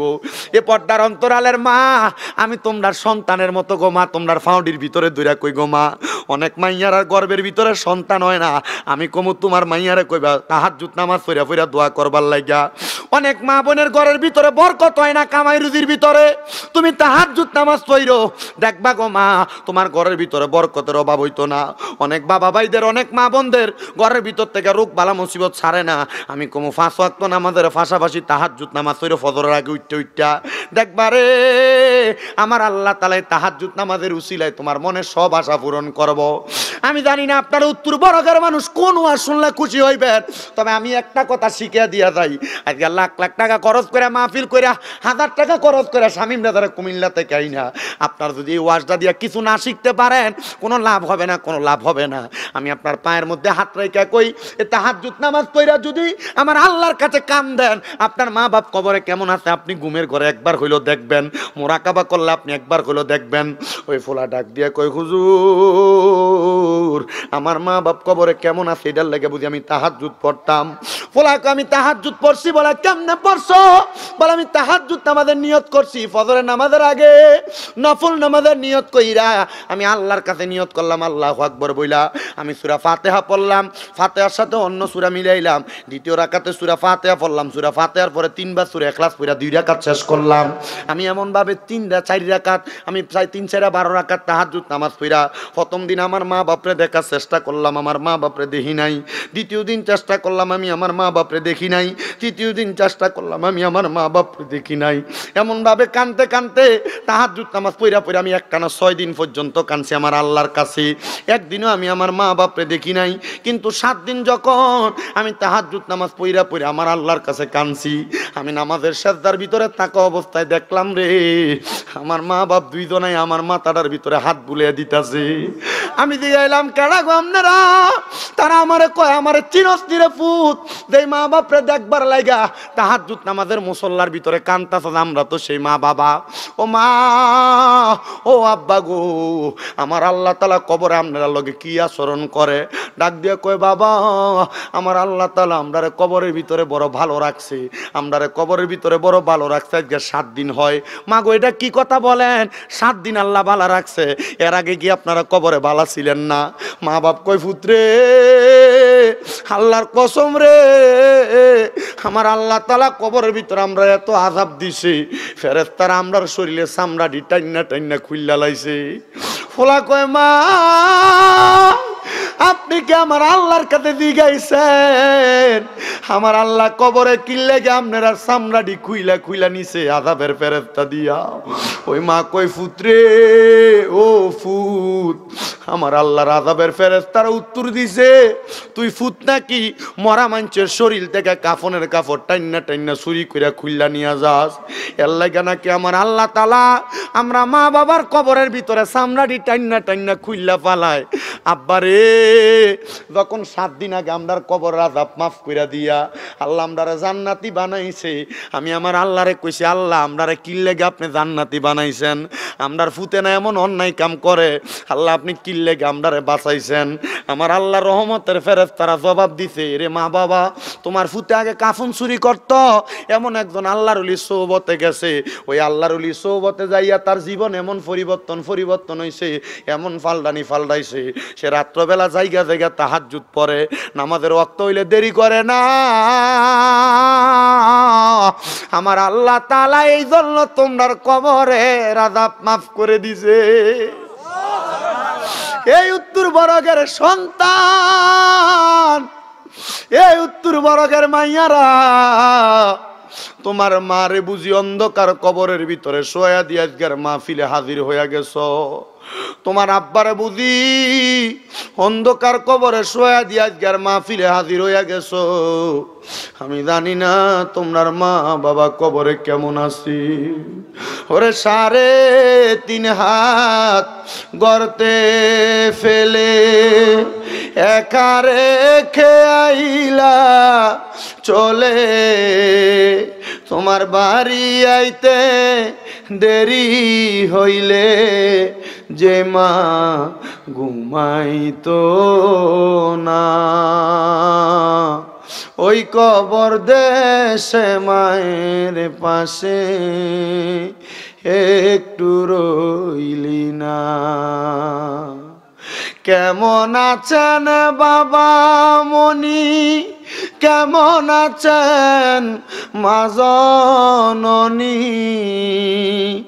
একবার তো খবর লইলি না। ওই মা বাবার মনে কষ্ট দিয়া দুনিয়াতে দিন কাটাইয়া শান্তি তুমি সন্তান পাইবা না। হারে কবর দেশের খবর লইলি না। এই উত্তর বরাকের যুবক, এই উত্তর বরাকের মুরব্বী বাবারাম, এই উত্তর বরাকের আমার পর্দার অন্তরালের মা বোনেরা, আমি জানি না কাদের মা বাপ বেঁচে আছে। অনেক সন্তান তো ওই মা বাবার সাথে ধমক দিয়া কথা বলো, অনেক সন্তান তো বাইয়ে বাইয়ে ঝগড়া কইরা মা বাপরে জুদা করে দাও। অনেক সন্তান তো বউ তোমারে কয় তুমি তো 3 ভাইয়ের সন্তান, তোমরা 3 ভাই, তুমি একা কিল্লে গা মা বাপরে খাওয়াইতা, তোমরা 3 ভাই মিলা ভাত তো খাওয়াইতে পারো। তুমি এই কথা শুই না তুমি তোমার মা বাপরে জুদা করে দিছ।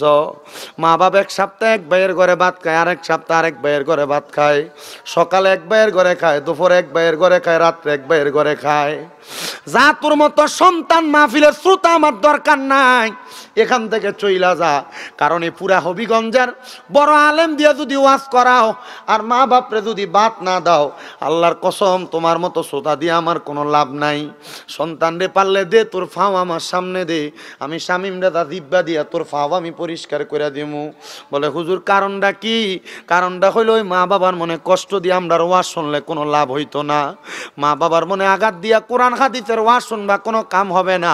ওয়াদা করে এখান থেকে বাড়ি যা মা বাপের ফাউডির ভিতরে ধরবা, ধরে কইবা মা ও আব্বা গো, জীবনে আপনারা অনেক ধমক দিয়া কথা বলছি, অনেক খারাপ ব্যবহার করছি, অনেক তুইতাই করে কথা বলছি, আব্বা আম্মারে বুড়া বুড়া বুড়া বুড়ি কইয়া ডাকছ, সন্তান আম্মা আব্বারে এমন কথা কইয়া মনে বড় কষ্ট দিছ, তোমারে মুখ কইলা কষ্টের কথা কয় না।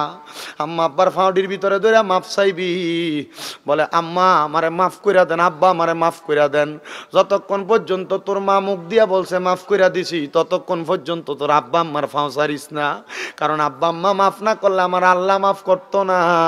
কারণ আব্বা আম্মার খুশিতে আমার আল্লাহ খুশি হয়, আব্বা আম্মার অসন্তুষ্টিতে আমার আল্লাহ অসন্তুষ্টি হইয়া যায়। আব্বা আম্মা যদি কোনো ফুতের প্রতি রাগ করে, আমার আল্লাহ তার প্রতি রাগ কইরা ফালায়। আরে আর সন্তানের দলেরা মনে রাখবি রে, মনে রাখবি রে, মনে রাখবি, এখান থেকে বাড়ির যা মাফ চাইবি। যতক্ষণ মা বাপ কইছে মাফ কইরা দিছি, ততক্ষণ ফাও ছাড়িস না। অনেকে চিন্তা করে হুজুর যারার বাড়িতে আব্বা আছে তারা বাড়িতে যে আব্বার পায়ে ধরে মাপ চাইব, আমার তো আব্বা নাই, আমি বাড়ির যে কার পায়ে ধরে মাপ চামু? আব্বা কই রে? আব্বারে বুঝি মাটির ঘরে শোয়া দিয়ে আইস, আব্বা কবরে কেমন আছে তুমি জানো না।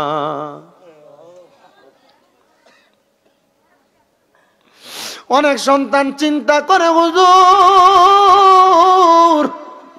যাদের বাড়িতে মা আছে, মা তারা বাড়িতে যাই আমার পায়ে ধরে মাপ চাইব হুজুর, আমার তো মা নাই, আমি কার পায়ে ধরে মাপ চাইমু? এ সন্তান একটু পরে আখিরি মুনাজাত হবে, মাহফিল কমিটিরা আপনারা তাবারুকটা তাড়াতাড়ি নিয়ে আসেন। আখিরি মুনাজাত হবে।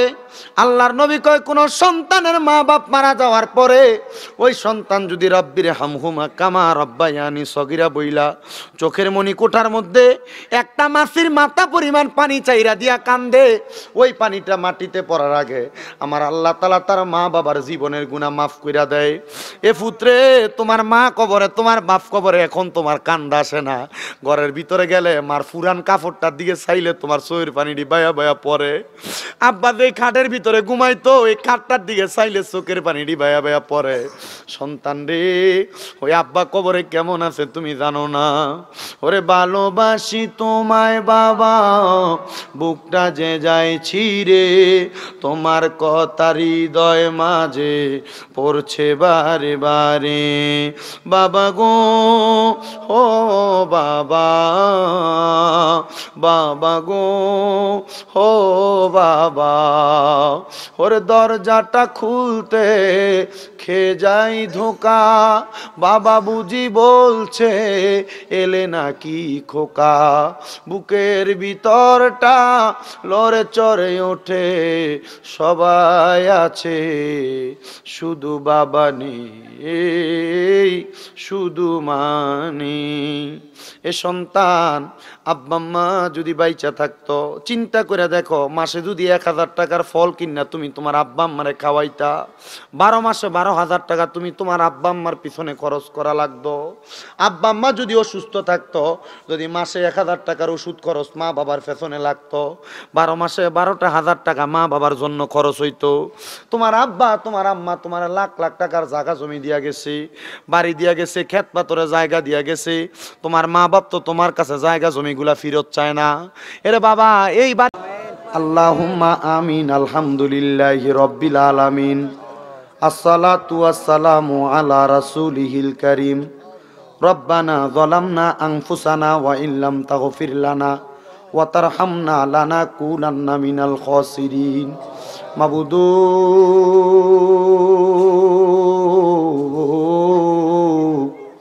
মাবুদু, আপনি কি আসমানে না জমিনে? না পাহাড়ে না দরিয়ায় রে আল্লাহ, না মুমিনের কলবে, না লামকানে বৈশা বান্দার দুনিয়ার কর্মকাণ্ড দেখেন। গত জীবনে আপনি আল্লাহর কত তালাশ করলাম, আল্লাহ আপনার দেখা পাইলাম না। আল্লাহ বহু সন্ধানের পরে এই হবিগঞ্জ জেলার অন্তর্গত উত্তর বরক পূর্বপাড়া আলমদিনা জামে মসজিদের উদ্যোগে 18তম সুন্নি মুখা সম্মেলনের আয়োজন কইরা মরহুম আনোয়ার ইসলাম তালুকদার সাহেবের বাড়ির প্রাঙ্গণে জান্নাতের বাগান সাজাইয়া আমার সঙ্গে আমার দাড়ি পাকা মুরব্বী বাবারা, যুবক নৌজুয়ান ভাইয়েরা, ছোট্ট ছোট্ট মাসুম বাচ্চারা, পর্দার অন্তরালের আমার কত মা বোনেরা মুনাজাতের মধ্যে দুইখানা হাত বাড়াইছে গো আল্লাহ। যার হাতটা তোমার কাছে মায়া লাগে, পছন্দ হয়, ওই হাতের উসিলায় আমরার জীবনের গুনাহ মাফ কইরা আমরারে বেগুনা মাসুম বান্দা বানায়া দাও মাবুদ। আমরার জীবনের গুনার দিকে তাকাইলে আমরার কাছে বড় ভয় লাগে রে আল্লাহ। না জানি কোন দিন আজরাইলের হাতের মধ্যে ধরা পইরা যায়। আল্লাহ এমন গুনার বোঝা লইয়া তোমার দরবারে হাত বাড়াইছি আল্লাহ। আমরার গুনার দিকে না তাকাইয়া তোমার রাহমানুর রাহিম নামের খাতিরে মদিনার নবী রহমতের উসিলায় আমরার জীবনের গুনাহ মাফ কইরা আমরারে বেগুনা মাসুম বান্দা বানায়া দাও দয়াল রে। ফরিয়াদ তোমার দরবারে রে আল্লাহ। আজকের মুনাজাতের মধ্যে কে জানি হাত বাড়াইছে, কার জানি জগতের মধ্যে আব্বা নাই, যেই বাবা রিক্সা চালাইয়া মাটি কাইটা মাথার গাম পায়ে ফালাইয়া পরের বাড়িতে বদলার কাজ কইরা সন্তানরে মানুষের মতো মানুষ করার জন্য আব্বা জানে তো কষ্ট কইরা আজকে অন্ধকার কবরের বাসিন্দা। এমন আব্বা যাদের অন্ধকার কবরে রে আল্লাহ, আব্বার কবরটারে তুমি আল্লাহ জান্নাতের বাগান বানাইয়া দাও মাবুদ।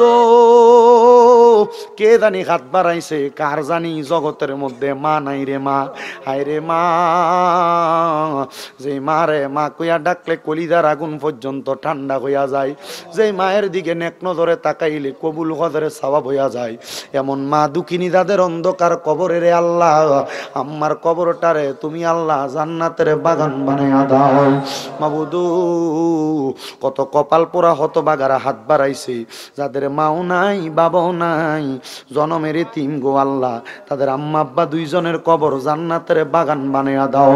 যাদের মা বাবা বেঁচে আছে হায়াতে তৈয়বা নসিব করে দাও, আম্মা আব্বার খেদমত করার মতো তৌফিক দান করে দাও। আমার এনামুল হকের মা অসুস্থ, দোয়া চাই আল্লাহ তার মারে শেফে আদেলা কামেলা নসিব করো। এই মাহফিল কমিটির যতগুলা সদস্য আছে প্রত্যেকটা সদস্যরে তুমি কবুল মঞ্জুর করে নাও আল্লাহ। ফরিয়াদ তোমার দরবারে গো মাবুদ, মনিব ফরিয়াদ তোমার দরবারে। অনেকে ব্যবসা করে, ব্যবসা বাণিজ্য কাজে কর্মে চাকরি বাকরির মধ্যে বরকত দান করো। অনেকে বিদেশ যাবে, বিদেশ যাওয়ার তৌফিক দান করো। পর্দার অন্তরালে কত মা বোনেরা দোয়া চায়, আমার মা বোনদের খাস দোয়া তুমি কবুল মঞ্জুর করে নাও আল্লাহ। আগামী বছর মাহফিলের জন্য অনেকে প্যান্ডেল দিয়া, লাইট দিয়া, তাবারুকের জন্য চাউল দিয়া, গোশত দিয়া, মশলা বাবদ খরচের টাকা দিয়া সহযোগিতা করছে, মাইক বাবদ খরচের টাকা দিয়া। আল্লাহ প্রত্যেকের দোয়াগুলা কবুল মঞ্জুর করে নাও। আমরা সবাই রে তোমার কুদরতের দরবারে কবুল মঞ্জুর করো। অনেক প্রবাসীরা বিদেশ থেকে দোয়া চায় আল্লাহ, আমার প্রবাসীদের কামাইয়ের দিতে, প্রবাসীদের হায়াতে, প্রবাসীদের মনের নেক নেক আশাগুলা পূরণ কইরা, প্রবাসীদেরকে কামাই রুজি কইরা সহি সালামতে দেশে ফিরার তৌফিক দান করো। এই উত্তর বরক সহ আশেপাশে যত এলাকার মানুষ মাইকের আওয়াজ শুনতেছে, অনেকে ঘর থেকে মুনাজাতে শরীক হইছে, অনেকে সোশ্যাল মিডিয়ার মাধ্যমে মুনাজাতে শরীক হইছে, আল্লাহ তাদের সবাইরে তুমি কবুল আর মঞ্জুর করে নাও আল্লাহ। আমার এই মুরব্বী বাবা দোয়া চাইছে, আমার এই ভাই জানো না দুইটা গাড়ির জন্য দোয়া চাইছে, আরেকজন মা জননী দোয়া চাইছে, আল্লাহ তাদের দোয়া তুমি কবুল মঞ্জুর করো। ব্রাহ্মণবাড়িয়া থেকে একজন দাদি ওনার স্বামীর জন্য দোয়া চাইছে, কিছু হাদিয়া প্রদান করছিল আল্লাহ। জনাব ইকবাল সাহেব অন্ধকার কবরে, আল্লাহ ইকবাল সাহেবের কবরটারে জান্নাতের বাগান বানাও।